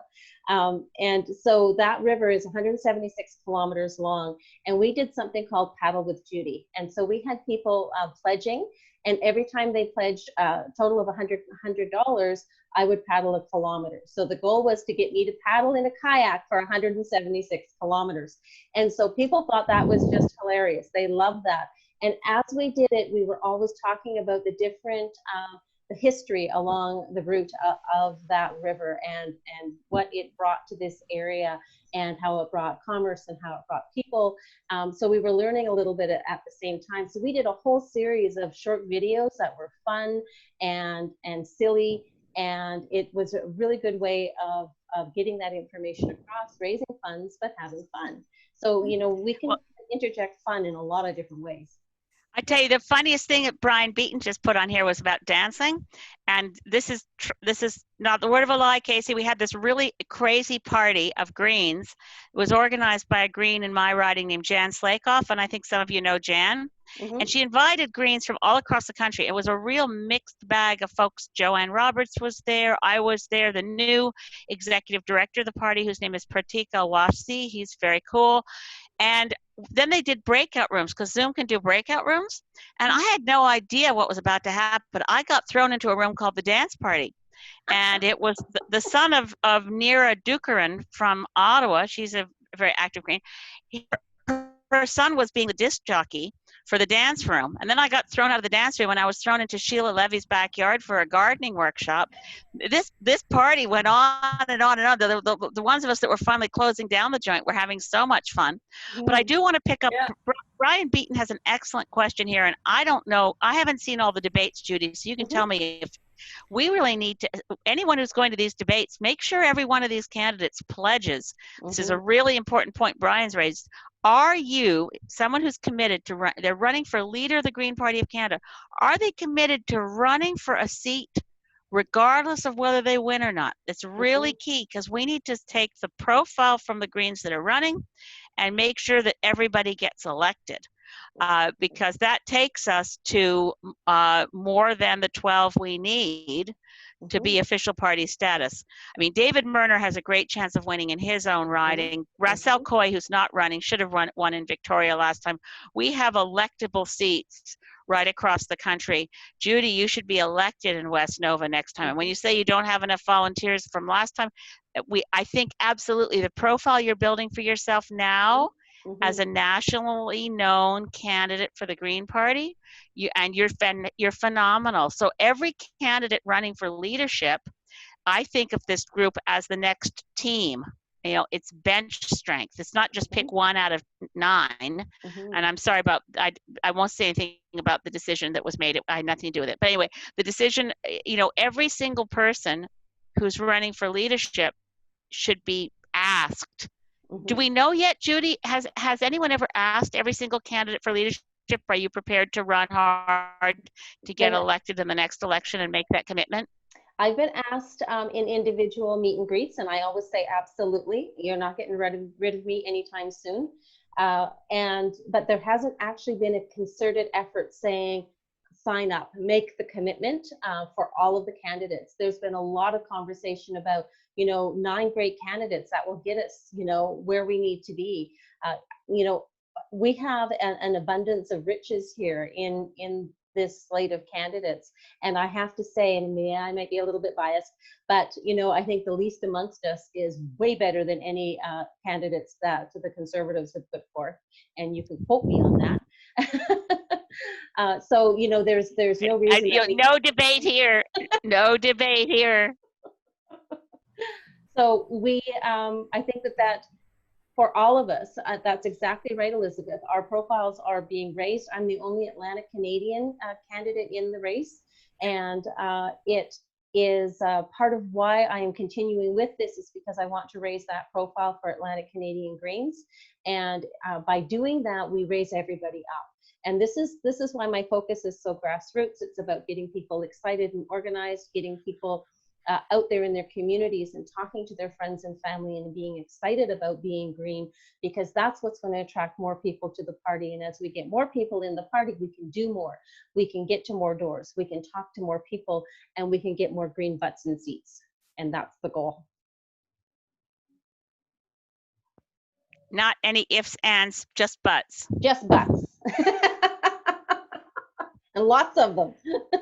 So I have to take my leave of you guys. I think Judy could probably stay and answer more questions. I just want to check if there's any burning question for anybody, for Judy or me, and I'm going to have to scoot after this next going, gone moment.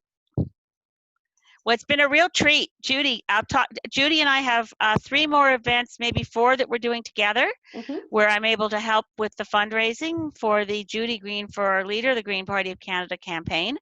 I hope you will please send some money to help Judy's campaign and encourage your friends to as well. And I want to thank you all for being here. And I particularly, James, thank you for joining up to run for MLA in Saskatchewan, because it's fantastic. And we do, by the way, let me just flag one thing.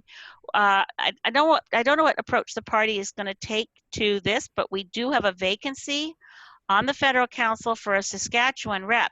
And given the high quality of Saskatchewan Greens on this call right now, I want to flag that. Kelsey should run. Absolutely. Absolutely. After listening to her talk, I thought maybe I should step aside and let her run. She's far more eloquent than I am. As soon as I'm old enough, I plan to run for an MLA or something. I want to get involved in the Green Party and politics and all this as soon as I'm eligible. Oh, well, I think you could have you. I'm not sure about the federal council, but I have a feeling that you could be a federal council rep for Saskatchewan. We're looking there. The party's looking. Unfortunately, Richard had to step aside after being elected after Dave Abbey stepped aside. So we could go from having one of our more, no offense, Richard, but one of the more senior members of council. You could snag the spot of the youngest member of council. As a 16-year-old, yeah. Yeah, that would be awesome. That would be awesome. I mean, I'm completely up for that. Yeah. Awesome. Wonderful. Well, this may be the most. Lots of leadership is emerging on this Zoom call. Yes. So I'm going to say thank you and bye to everyone, Megwitch, and I'll see you next time. Thanks, Judy. Thanks so much for sharing your evening with us. Wallalan. Wallalan. Yes, Wallalan. Well, that was awesome. I was so excited to have Elizabeth with us here tonight. Is there any other questions or comments, suggestions? I would. Oh, go ahead. Yeah, I was going to ask Judy, is it fair to ask, are you going to have, is it going to be a challenge to meet the financial commitment they want from you still? Yes, it will be. It's, that's been a challenge for us every step of the way. I don't come from people who have lots of money, so I don't have those personal networks with lots of money. I have been working in poverty advocacy for a number of years now, and coming from where I'm coming from, it's always a challenge. So yes, and we're gaining momentum all the time with people joining our team, and the support that we're getting is amazing, but the finances will be the determining factor. We have 6 weeks to make this goal. Thank you. Awesome. I like that suggestion that somebody said here about inviting 4 people. I'm going back here, I'm going to lose it. Who talked about inviting 4 people? Or am I imagining things now? But just inviting 4 people to join the party. Make a goal for yourself about who you're going to contact. You know, way back in the day when I was selling Tupperware in the barracks in CFB Edmonton as a private, we learned that you should make lists of who your networks are, because we often don't look at people that we interact with all the time and don't reach out to them when we do things like this. So things like people that you go to church with, people that are at your children's schools, people that are at work, of course, but your doctor, your dentist, your lawyer, perhaps, people that you know professionally. So really look at the different aspects of your life, different places that you volunteer, different committees that you work on, and reach out to them and see if they have interests that are similar to yours and that they might find a good fit here in the Green Party. So it's about all of us reaching out and doing our part in terms of reaching out to our networks, because I don't know your network, but we need each of you to reach out to your networks. And if people want to speak to me or any of the other leadership contestants, please do reach out to us, because we love talking to people, as you may have noticed. And I think it's one of the prerequisites for being in politics, and we're all very good at it. So reach out to us and we can answer questions that they have and maybe help them come into the fold, as it were.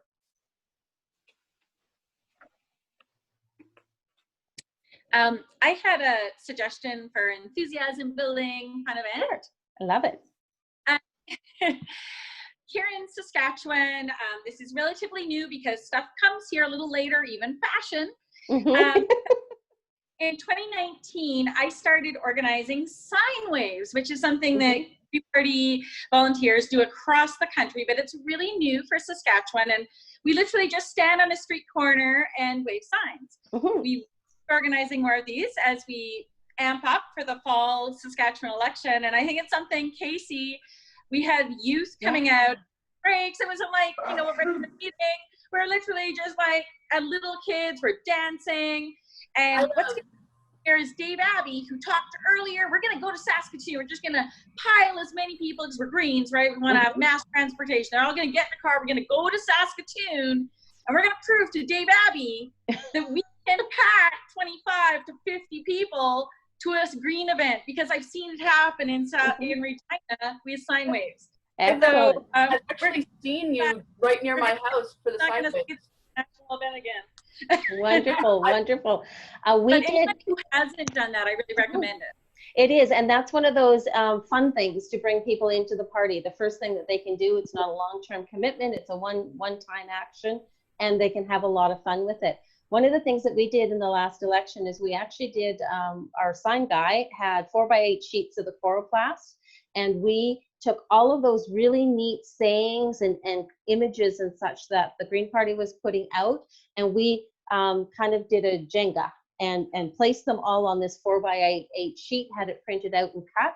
So we have all these really fun, different shaped signs with these great green slogans, and they get reused over and over and over again. They can be on a podium, they can be, you know, when you're doing events, but also for the sine waves. So that's something to consider doing. If anybody's interested in that file, I can send that off to you.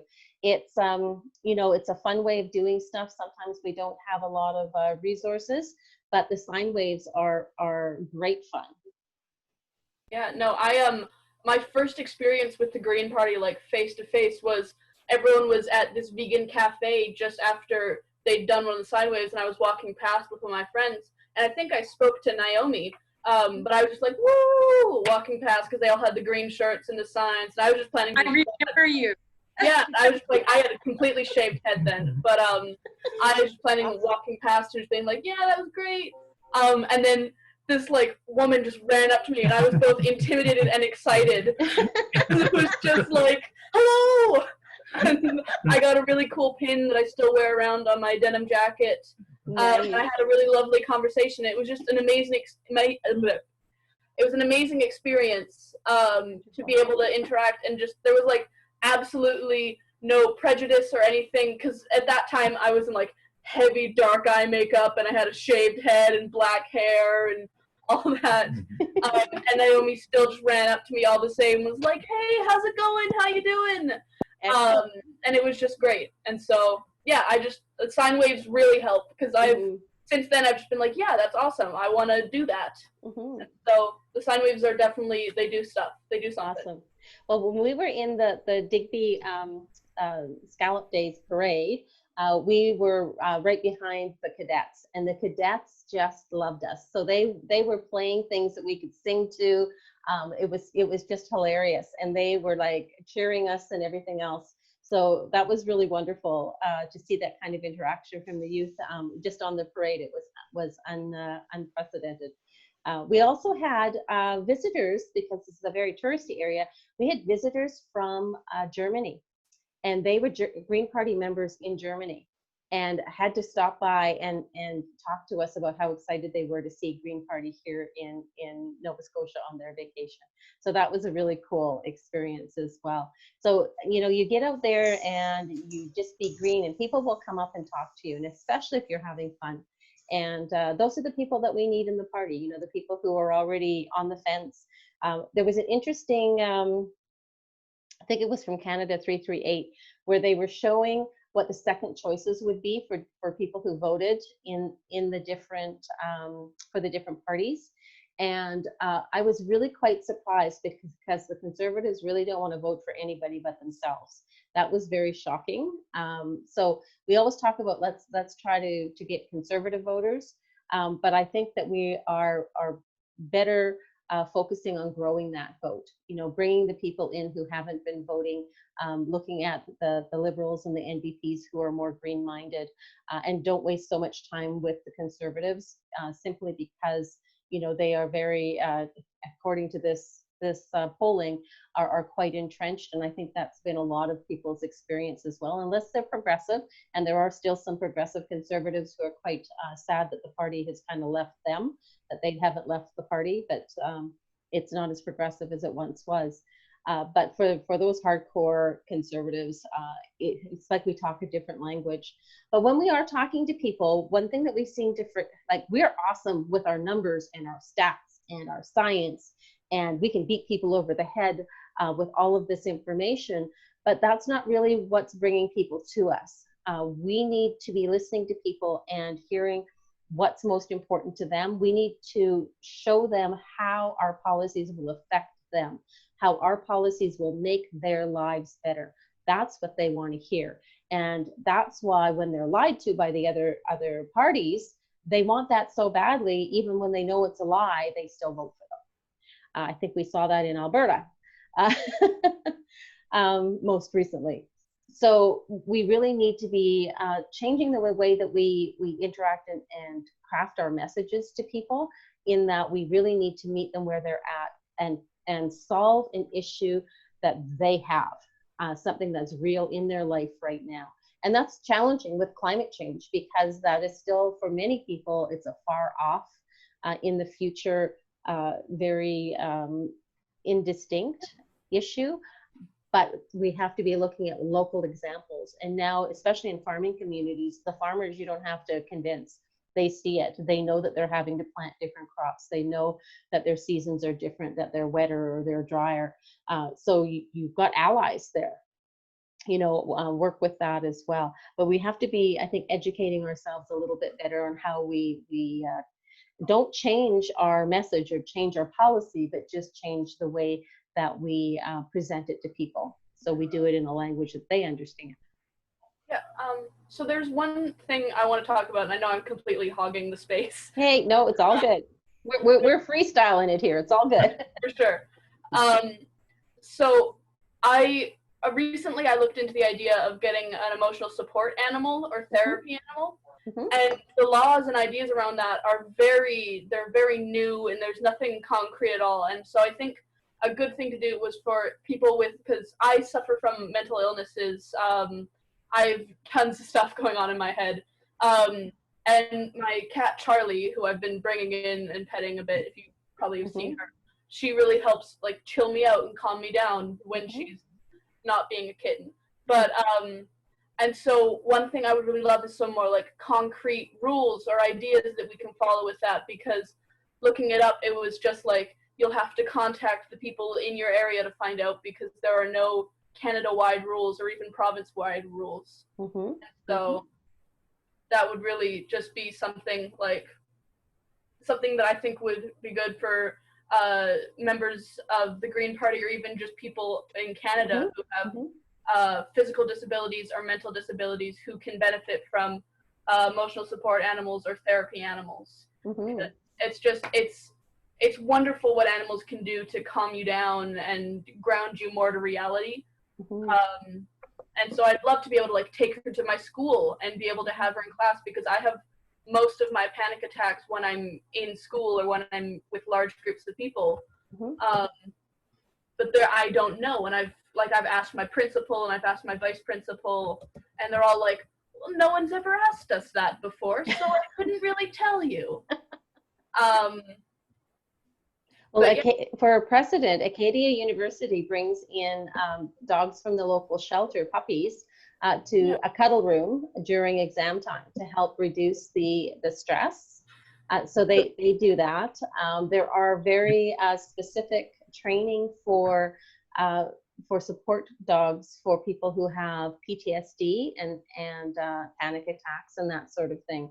So there are some precedents to follow with that. I just want to say they do that at the University of Regina here as well during exams. But also in the local pub, they have an event. Periodically, they'll have an event called Pints and Pups. We can come and have a beer and play with puppies. Like, it's just. Oh, that's wonderful. Yeah. So, as you say, there is precedent for it. So. And so you kind of need to build on that precedent when you're trying to convince your principal to let that happen. Show them, you won't be the first. This has already been done, and this is how we can do it. Yeah, for sure. I love your Charlie, Wendy. It's great. Aww. Yeah, and so I think especially the thing is that, like, because in universities it's great, and exam weeks in universities are stressful, especially from watching my dad, who was just recently in school, and watching him go through exam weeks. It was like he turned into a robot who just wrote things on a paper and came and slept. Yeah, that's. And so really, like in high schools too, though, like exam week is super stressful. I like to think of myself as a smart person, but I do not thrive in the school setting, because it's like very institutional and very like, this is this and you need to learn this to thrive, to be a good human being. This is getting onto a different topic than emotional support animals, but like, I think even just having that system, but with more like a laid back of like, if this helps you, you can bring in X, like you can bring in an animal, a dog or cat. Well, with the changes that are going on with COVID-19. Neurodivergent. Well, with the changes, sorry, you lagged there and I thought you stopped talking. I didn't mean to talk over you. With the changes that are going on with COVID-19, and just as Richard said, we're going to be in this for at least the next year or so, and possibly longer. Really what school's going to look like is going to be very, very different. So this is an opportunity to make the suggestions and lay the groundwork for bringing in some of those more holistic and supportive measures into the classroom that can help people learn. Because not everybody learns the way that we're taught in school. The schools have gotten better about having more experiential learning, some auditory, some visual, mixing it up a bit. But there are other supports and other things that we can be doing that can make the experience better for all the students. Yeah, and there's a community, not a community, there's a special class of students in my school for neurodivergent kids who don't function well in a classroom. And I've been trying really hard to get into that class, but because I present like neuronormative, and I present like I can go on for a period of time like this and talk and function So they assume that I don't need it, or I just want like a lax school experience, but I'm just fine. But I really, like, I think more measures specifically for like people who present neuronormative but have things going on in their heads that they need some support with would be great, because like I know so many people who seem like I want to say well-adjusted, but you can be anyway. They seem like they can function well in groups, and they can have neuronormative discussions and all that, and be quote unquote normal. And so I just think realizing that there are invisible disabilities that keep us all, like, everyone is different, and if you judge a fish on its ability to climb a tree, it'll spend its whole life thinking it's stupid. That's right. Exactly. Yeah, and I think that lesson in the classroom can be taken with our interactions with everybody out in the community as well.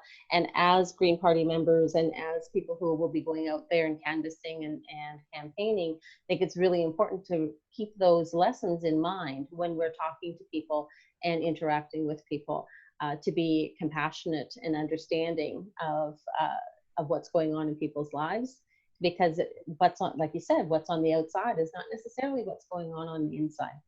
You know, I think as a politician, one of the best things that I ever did was read a little book called The Four Agreements by Ron Manuel Ruiz. And it really helped me to understand and to get to a point where I didn't take things personally, because I realized that a lot of reactions that people, especially if it's an inappropriate reaction, it's not because of anything I did or said. It's more about what's going on in their head and in their life. And so that's just a little bit of self-help that you can do for yourself to understand and be able to interact with people better, especially in politics. You know, you can't be taking things personally, and you can't be making assumptions, because none of us have a crystal ball that tells us what's going on in another person's mind or what their motivations are for doing what they're doing. And when you start to understand those two small things, that actually takes a while to unlearn the habits that we've learned that are counter to that. We actually are in a better place to be able to handle some of the stuff that comes at you as a politician, especially in social media. Because and especially if I'm, you know, some of my fellow contestants have had some absolutely horrendous stuff going on in terms of social media, and it's totally unacceptable. And I actually have to applaud Miriam, because her approach to it was awesome. So what she had done is she did a small video where she just read really horrible tweets, like the things that people were saying to her, and she just read them out loud on video and kind of went, wow, that dude's having a really bad day. You know, she didn't take any of it personally. And as a lawyer, you know, I'm sure that she's trained to be able to do that. But the sad thing is that still exists in social media, as much as we would like it to not. But having to get yourself to a point where you don't take it personally and it doesn't take over your sense of self and who you are, that shouldn't have any negative effects on who you are, because who you are is amazing, and you don't need anybody telling you anything different. Marlene has put up a really question I'd really like you to answer before we run out of time. Absolutely. Marlene's question was, healthcare here because of COVID in Ontario, senior residents need drastic changes. How would you support or change this? Absolutely. I think one of the things that COVID has really shown us is all the things in our current society that are broken. And one of the really big things is for-profit long-term care homes.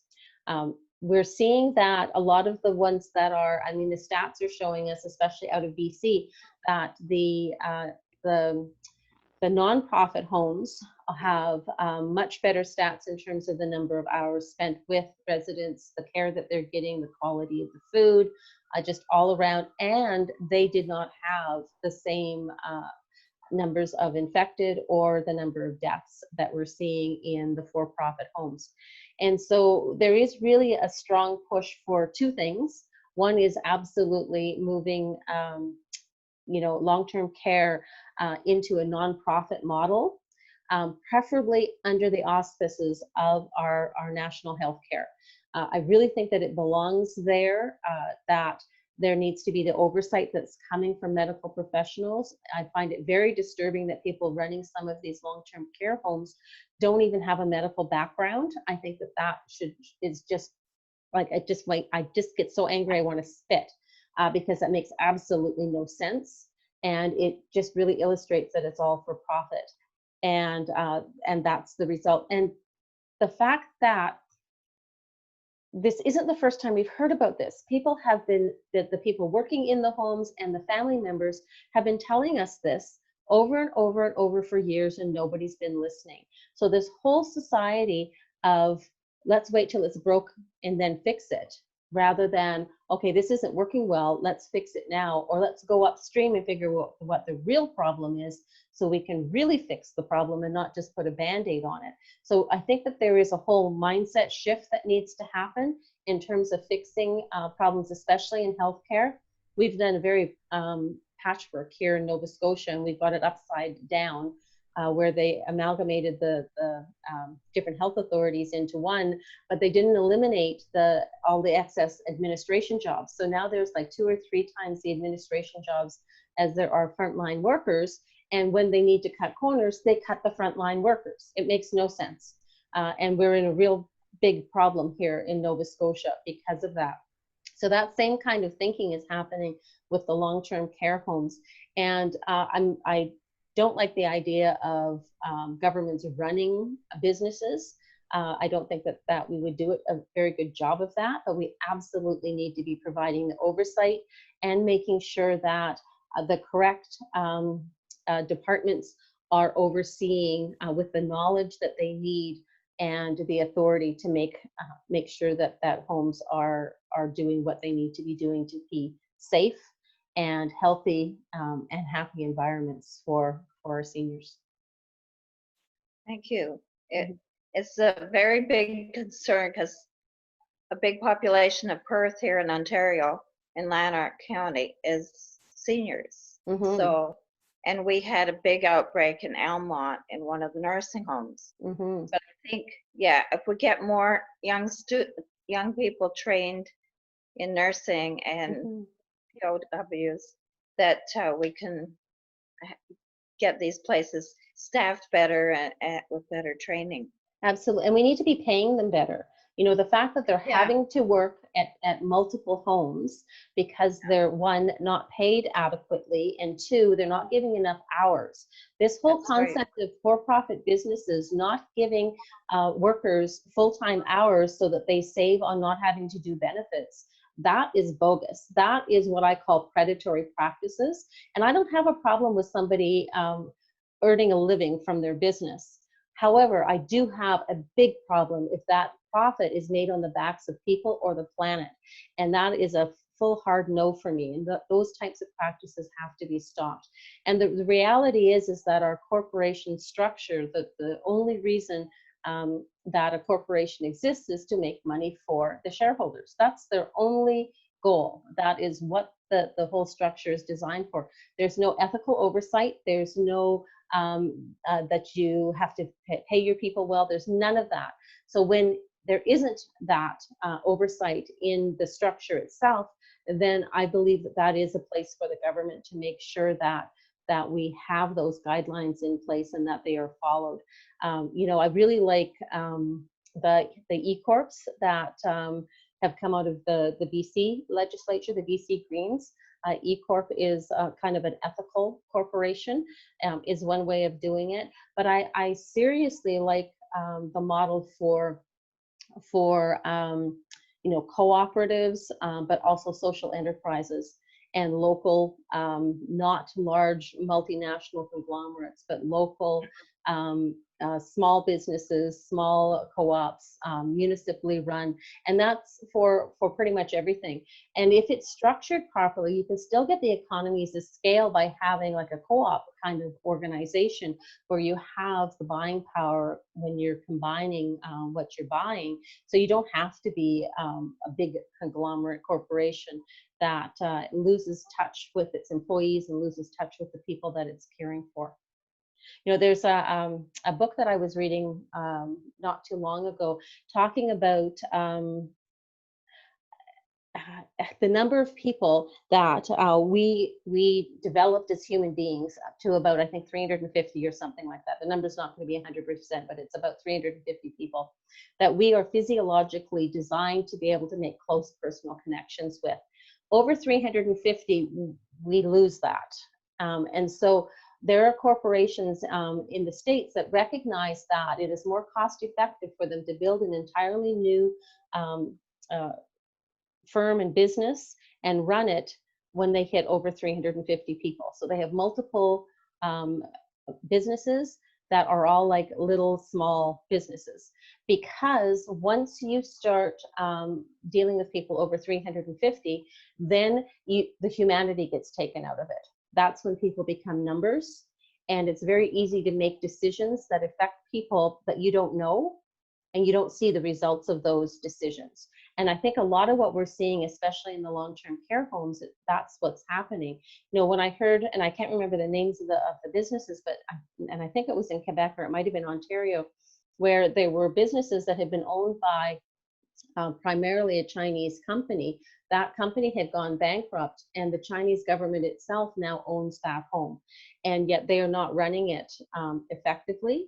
So those types of things, we really need to have a tighter rein on that. I have real problems with foreign, not just companies, but foreign countries owning businesses in Canada that are not operating up to standard and are not, you know, being compassionate and caring for the people. Funny you should say, because I worked in my 20s, I worked for the federal government in Ottawa. As terms in different departments. One of those terms was the Federal Review Agency, a Foreign Investment Review Agency, it was called at the time. And I was surprised at all the numbers of conglomerate, no-name companies that were owned by, who knows, Americans, foreign investment. Yeah. Exactly. And a big problem with that from a purely economical point of view is that the profits go offshore. They don't stay in our local communities. And that's a big problem for us. You know, in my naivety and pre-politics, it never made sense to me that we were always selling off our natural resources for pennies and then buying back the finished products. And in the meantime, we've got so many people in Canada not working. Why were we not doing the value add here in our country? And the reason for that, as I've now learned, is because companies are capitalizing on the poor working conditions and the low pay that they can operate on in other countries, that we would never allow those types of behaviors here in Canada. And that, again, is predatory. You know, it's not just about being predatory in Canada, they're being predatory even as a Canadian company in another country. And we see that with the gold mines in South America as well, that type of behavior that would not be allowed here in Canada, but they get away with it outside of our borders. And I think that, I don't know how it would be implemented, but I would really like to see that they have the same constraints and working conditions that we require in Canada. They have to enact those requirements wherever they are across the world, unless they're in a jurisdiction that's more restrictive, that is better for the workers. Okay, we've got Carolyn's got a question here. Oh yeah, you're absolutely correct about the regulation registration. For a 6-week course is not long enough to teach dementia. I was actually working for a home for unwed mothers run by the Salvation Army, and one of my coworkers was, she was taking her palliative care, and it took her 2 years because she did the university course, and her seniors, it was about working with seniors, and the stuff that she was learning was amazing. And you can't learn that in 6 weeks. You're absolutely correct. I think that a lot of those frontline kind of jobs are just a step above, and I'm not disparaging anybody, but a step above, you know, being a cashier at the grocery store in terms of training, right? And so I think we expect more than that for caring for our seniors. Yeah, my one cousin she works in Belleville Hospital, just Mhm. near Kingston. And she was in the emergency, but she was moved to another. And she's been working all this time, all suited up and everything. I Yeah. think it was 2 years at college she trained. Mhm. Yeah, and I think that's a minimum. You And know, then the other side is that my last 12 years, 6 years at a Metro in Ottawa, and the 6 years at the Superstore in Orleans, mhm. where I have still contacts in those working in different departments and in management. Mhm. And the the the part where they're under so much pressure and stress, and then when they took away their $2 extra. I know was- that. Yeah, yeah. That's my daughter-in-law, the mother of my two granddaughters. Um, she was in that situation. She was going and working at Superstore and got that $2 raise. And this like Sobeys and Superstore are having record profits during the Yeah. pandemic, and they can't give some of that to the workers who are making that money for them. That is criminal. I am just, well, maybe not criminal, but it's certainly predatory. I really, you know, and I understand that they just were called in front of, was it the Senate? Yes. Yeah, to explain. I haven't read That was- about what the results of that was. Has anyone else heard? No. This isn't an answer to the question you're asking, but the minimum wage, is it only province to province regulated? It is. Or could there be some sort of a national livable wage? I know we're looking for a guaranteed livable income, but what about a livable wage that's mandated by the federal government? Yeah, I would like to see a guaranteed livable wage. I think that there needs to be a couple of things there. Definitely administered through federally. There needs to be coordination with the provinces, because with our guaranteed livable wage, it's about matching it to the market basket model in each of the regions. So it's not like it's $2,000 across the board. It would be what would be livable to cover your house and utilities and food and, you know, the basic human necessities in each of the regions. And it's very different here, like in West Nova, than it would be downtown Toronto. So I think the estimates for it could take as much as 2 years to negotiate what that would be in each of the provinces.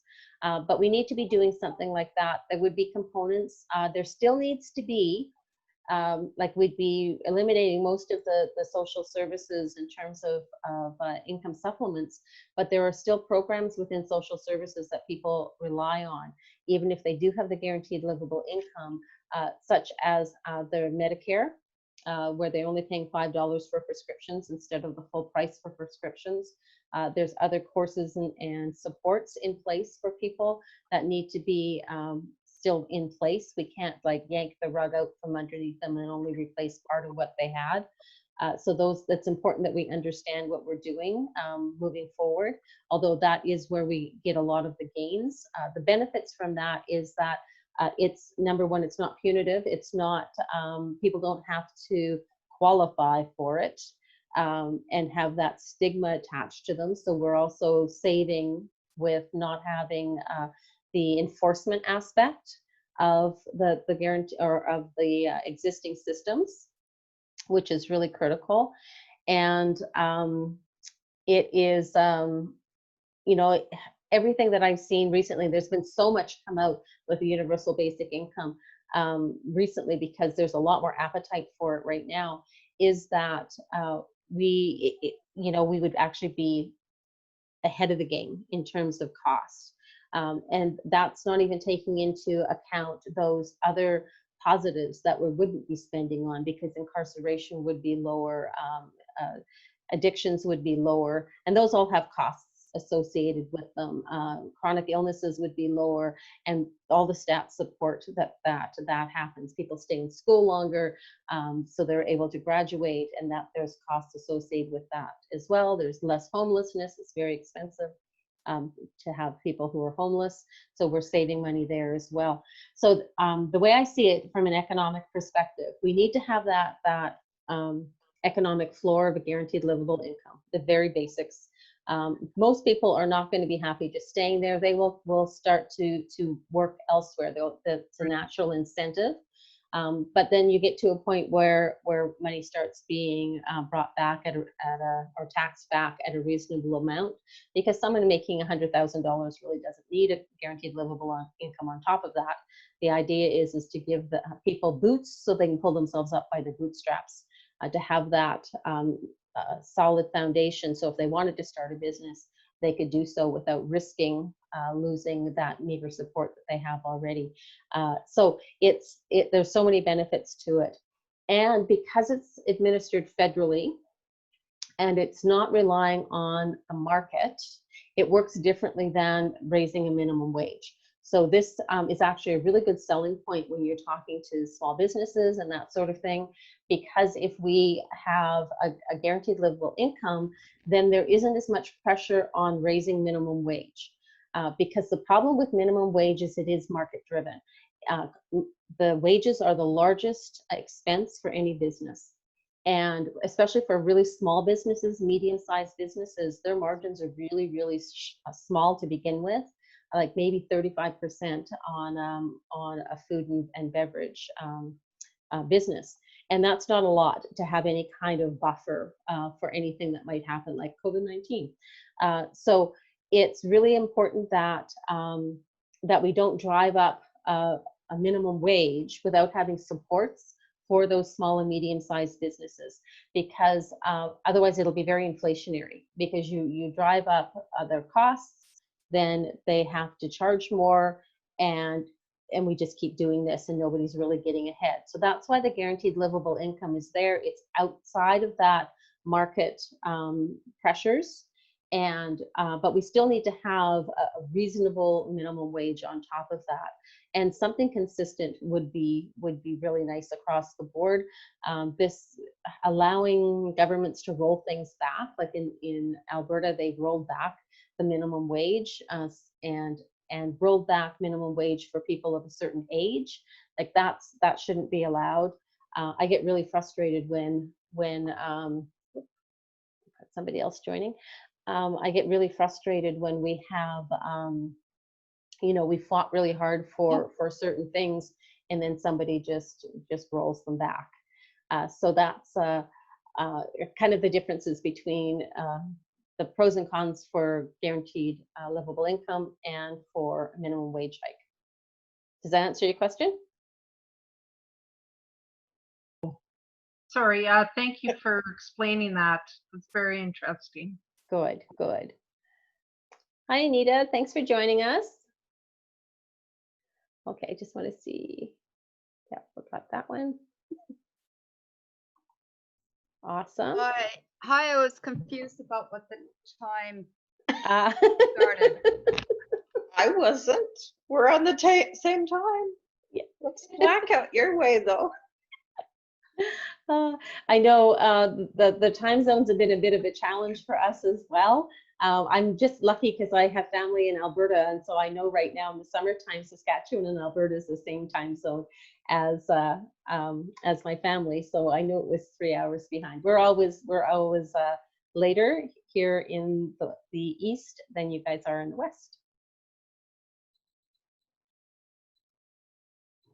Awesome. So Elizabeth was on earlier. Anita, she was with us for quite some time. I think what was it, an hour and a half?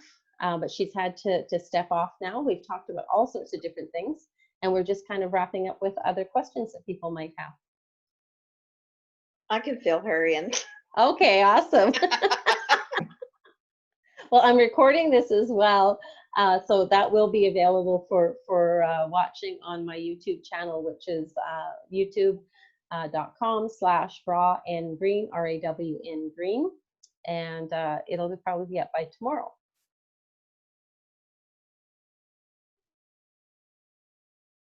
Excellent. You guys are hanging in there to the bitter end. I appreciate you stick with it, Miss. This is awesome. I'll say goodbye now. Good night. Okay. Yeah, Awesome. so I can talk to you, but Perth is small, is mostly tourists that have cottages in the summer. And it's just small shops, like you're talking about the retail. And a lot of those shops, some of them, there's a couple that have closed or might be closing. I work for one of them. He was just new last year, trying to get the bakery going. So he's only had that short time. And some staff, I think, he's brought them back gradually. And I just go in and I started on Saturday night cleaning, but we're not going to be at that full capacity. And it's going to be tough for those new businesses like to get back Absolutely. rolling. Yeah. The bakery, they used to sit and have coffee, and with the new restaurants, it's been that Friday the restaurants will be opening, but probably they'll only have half capacity because they still have the social distance. Well, the restaurants that seem to be doing really well is they've really ramped up their takeout, and that's really helping to fill that, because restaurants are and I looked into running or opening a restaurant when I ran the community kitchen in Digby, and really it's based on the number of seats. Because it's all about capacity and volume, because it's one of those small margin businesses. And I really was worried about a lot of our local restaurants, because the rent for the property is horrendously big. Lil McPherson, who has the Wooden Monkey restaurants in Halifax and in Digby, she ran in Dartmouth for us last year. She wasn't sure whether they were going to be able to reopen, because their rents were so high, and there has been no real relief for that the landlords are taking advantage of for those rents.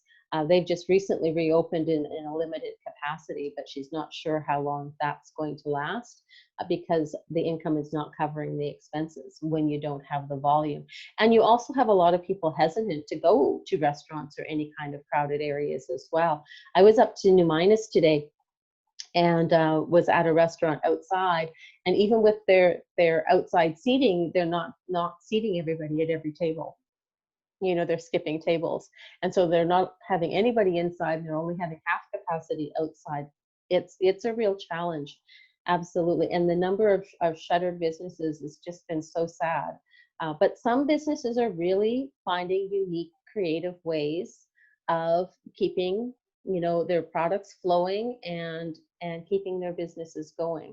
And so I think we're going to see a lot of innovation going forward, but sadly there's going to be a lot of businesses, large and small, that are just not going to survive the current conditions.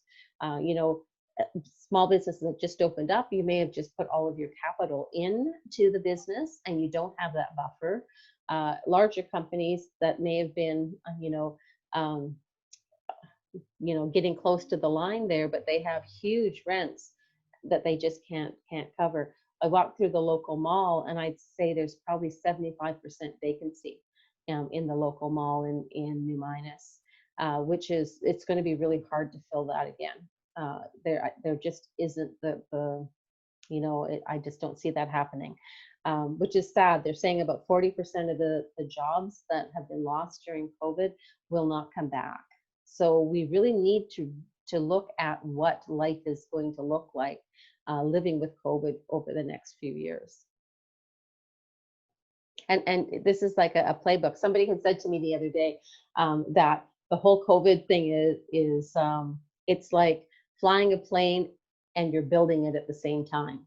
Nobody really knew about the virus. We really didn't have a pandemic strategy for this kind of long-term situation. I have to applaud the Liberals for doing what they've done. I think they needed to go guaranteed livable income right from the get-go, but by them not doing that, it's really illustrated why that's the best way to go, because they continue to have people fall through the cracks. Unfortunately, those people have fallen through the cracks, and I feel badly for them. We still don't have, money out there for people with disabilities. Politics and playing politics is getting in the way of that. And there should be no place for that partisanship during a time of crisis like this. And it's, you know, we're really seeing what's broken. And the cool thing that I'm finding about, you know, knowing what I know about the party and policies is that the solutions for the things that are broken, we have policies for them. We've thought about that. We recognize that this was something that wasn't working well from the get-go. And it's almost like I feel, okay, the Green Party in general, it's like, okay, we've been practicing, you know, we're ready. Send us in, coach, right? We're ready to go. But, you know, we need more people in Parliament in order to make that happen. Our MPs have been doing a lot of influence, not taking credit for it, but exerting a lot of influence on these programs going forward. But we need more people. We need more collective voices to move things as fast as we need them to move if we're going to get out of the climate crisis, which is the looming crisis that's going to be even larger than what we're dealing with the pandemic.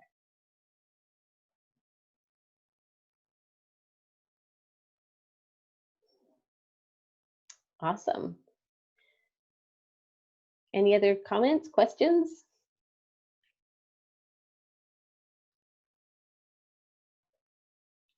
Naomi, we have to start making lists of all the fun things we can do as Greens and getting them out to people.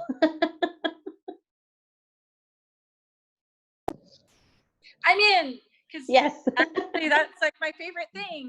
And excellent. When David Murner was in Saskatchewan, he was like, "Oh my God, you just feed everybody!" And yeah. And that's something that, you know, I think is the secret to how we're building here in Saskatchewan is that everything should have food. The revolution Absolutely.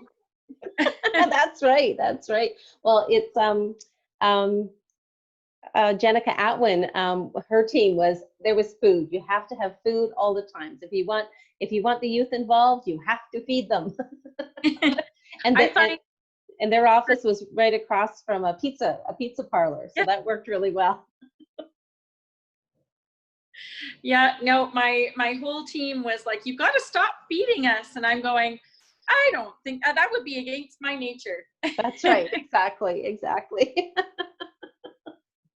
Absolutely. One thing I'd like to see when we do events and such, to have the forethought to really be green in our events. And so to not be using styrofoam cups, to not be using plastic forks and spoons. You know, I have a little, like it's a Sobeys bag that I have all of my compostables and my, you know, all of that ready to go. And whenever we do a coffee meet or something, I take it with me, because 9 times out of 10, what's supplied is not something that I want to have associated with the party. Because little things like that, especially if you've got somebody new coming in for an event, they will pick up on that and they see it as hypocrisy. And so we have to be just aware of that and just to be a little bit diligent, because not everybody is thinking along those lines and just doing the best intention of what they've always done every time that they do a potluck with some other organization. But we have to kind of take it up a notch and hold ourselves to a higher standard for these types of things.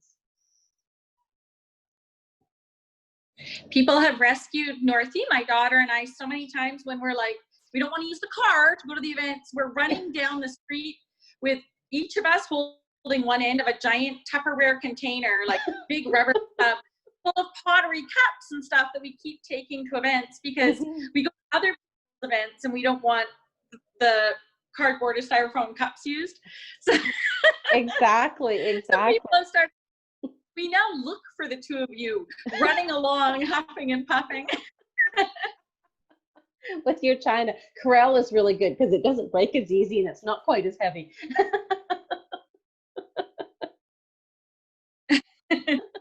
Yeah, our cup collection is way too heavy. Yeah, those old ceramic ones are quite hefty for sure. But you use what you got, right? Exactly. Mm-hmm.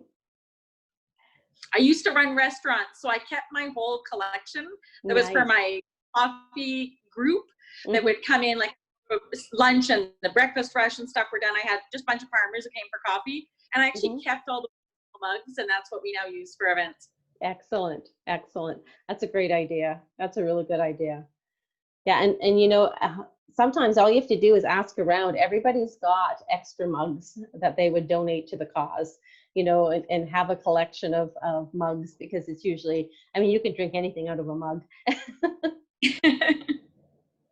Soup. I've still Yeah. got the tea and coffee in the cupboard. We were supposed to have the meeting next door at the, it's like a community hall. And I already had the key, and then everybody said, oh, we got to cancel the meeting on the 21st of March. Yes. So I Yeah. still have the coffees and the tea, and all ready to go. but we had mugs there. We were using Good. their mugs. I didn't have to haul it over. Excellent. Only Excellent. extension cords.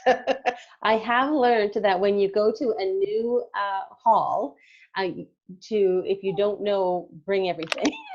Yeah. Because I've been to a few halls where they didn't even have cutlery, and we had to scramble. In Ottawa, I used to go to the Walkley Road, the Masonic Hall. I was a member of the Eastern Star, and we had meetings all the time at the Masonic Hall on Walkley. So, and churches, I've belonged to churches around the area. So I'm quite familiar with all that. That's another group that I'm a little worried about during the pandemic, is all of these small local community halls that are critical for the communities, but they keep going because of fundraisers, and usually involving food, which they haven't been able to do for the last little while. So some are having to be a little bit creative with that as well, because they're not able to rent out their facilities. I think I seen Carlton Place was the small town I was from. They had a barbecue out at the Legion there. Nice. Last weekend or something. We used to live in Carlton Place. We lived on High Street in Carlton Place. You did? Yeah. I lived on Moffat. Oh, cool. Well, how long ago was that? Oh, that would have been, I think it was around 2000. Yeah. I was probably, at that time, I was in Kinburn on the Kinburn Side Road in the Dunrobin area. Ah, yes. Yes. Cool. Yes, maybe even my ex-husband might have moved you from, from like, did you say you were in Edmonton at one time? I was, but we had moved from Ottawa. We were in Canada when we bought the house in Carlton. Oh, we were in Orleans. I was living in Orleans. He's an Orleans man. Ah, there we go. Yeah, that goes back to my conservative years that I'm thrown out the door. I even have to convince my 32-year-old. We had a bet going that Shire was going to get kicked out, not get in. And I was right. Ah, there you go. Yep. So, yes, a very interesting time. Yeah, absolutely. So, what's everybody's backgrounds? Are the Greens the first party that you've been a member of, or were you a member of previous parties? High school, I was in, it was a peace conservative. And then when I was in the area of West Carlton, the neighbor had been with my friend that I lived with, and he was going to go through for the Liberal back in 2000, somewhere in there, maybe before. So then I was living in Orleans, and I was thinking, oh, I got to get back to Lanark County, to the home county. And my friend was asked by Anita to run for the Greens, one of the three in the Green Party last year. So he had said, oh, you should move to Perth, but I didn't have a vote. You should move to Perth so you can vote. Move to Perth. He had a... It's a good reason. Well, that's how I met Anita. Awesome. And got into the Greens. And I also worked at the campaign office. Oh, I nice. volunteered at the campaign office last year. Excellent. Excellent. Yeah. How about you, Anita? Well, I was never really political. I have a science background, and in 2003, I was living in Stratford, Ontario, and I just heard one morning on Saturday morning on the radio there was going to be a Green Party meeting that day, and I would say I put on my green jeans and a green shirt, and I went to the meeting. And that was for the provincial election that year, and I've been involved with the Green Party ever since. It's the only party I ever really would support.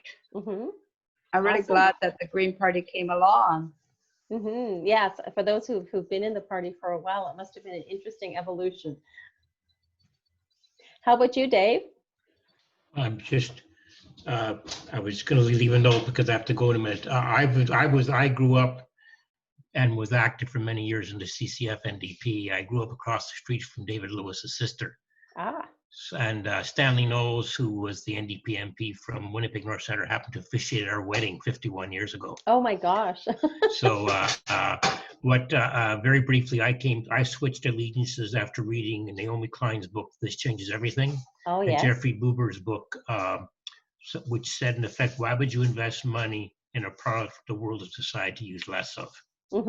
And because I live in Saskatchewan, because the Green Party is relatively small, I joined the party, I think, in January 2014, went to my first EGM in April 2014, was elected as secretary, took one set of minutes, which no one seemed to like because I believe minute taking is a record of decisions, not of discussions.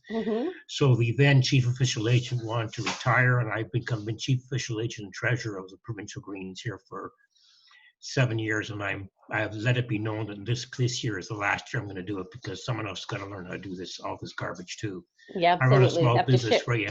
I run a small business which involves keeping records, so that's why I do that.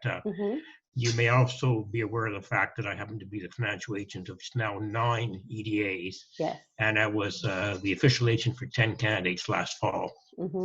But as you know, if you've used the Elections Canada software, once you have a handle on using it, it's pretty straightforward. Yeah. So we need to mentor more people on that because I think. Yeah, I'm also though strongly of the view, personally, and this is just purely personal, that we have to cooperate with other parties to get things done. And right now, there's 2 parties apparently that we can get along with.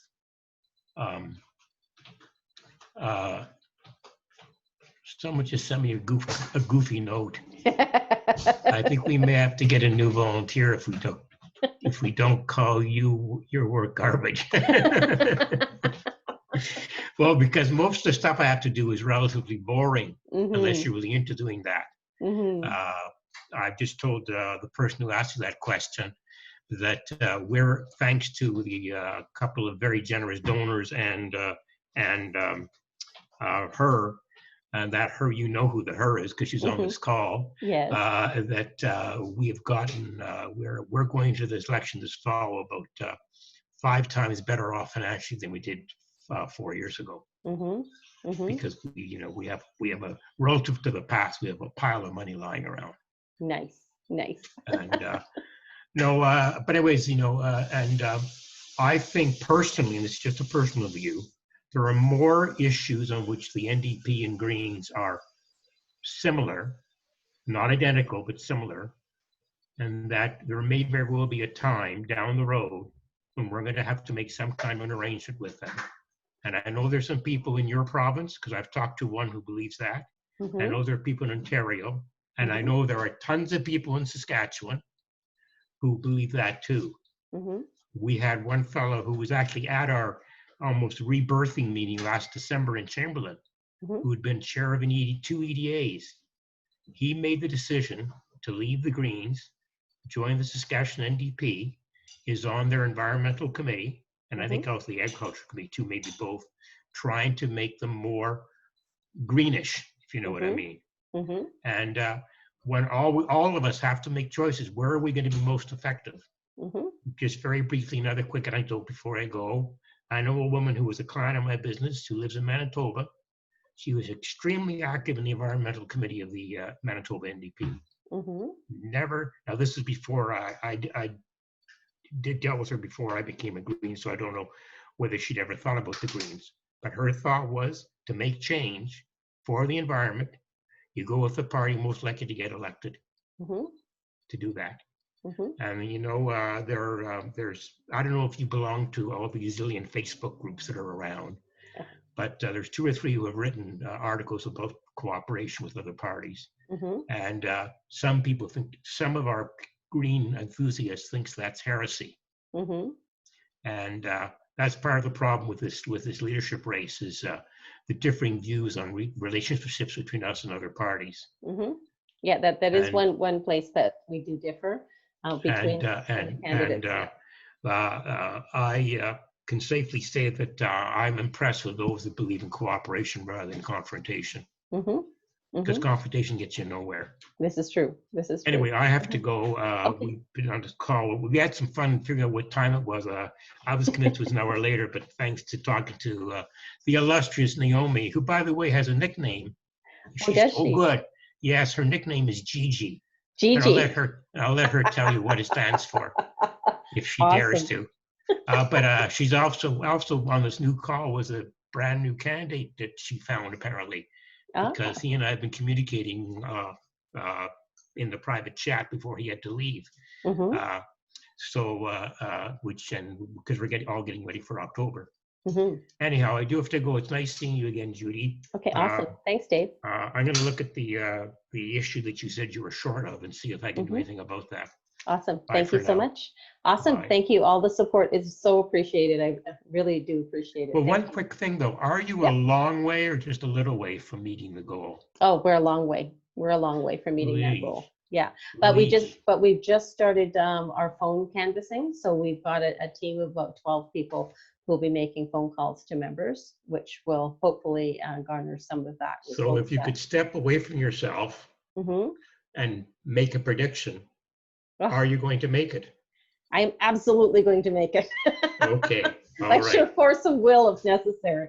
Okay. Thank you very much. Have a good Awesome. time, people, and bye for now. You bet. Thanks, Dave. Awesome. Naomi, you're up next.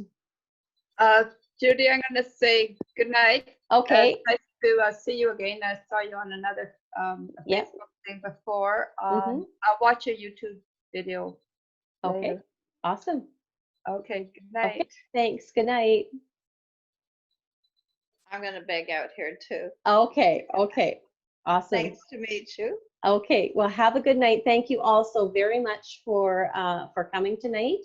And I've really appreciated all the great questions and the great chats and ideas. I think it's, I always love these. So this meeting of the minds is wonderful. We just needed food. Yeah. And music. We love music. That's here. right, in music. Well, actually, if you go to the YouTube channel, you'll see Acadian Kitchen Party, which is 2 hours of Acadian music, which is a fundraiser that we've done as well. But the video is there for you to Well, we to had watch. that really good fundraiser. It was the Civitan Hall, and it was quite a few musicians and Steve Katz who got in.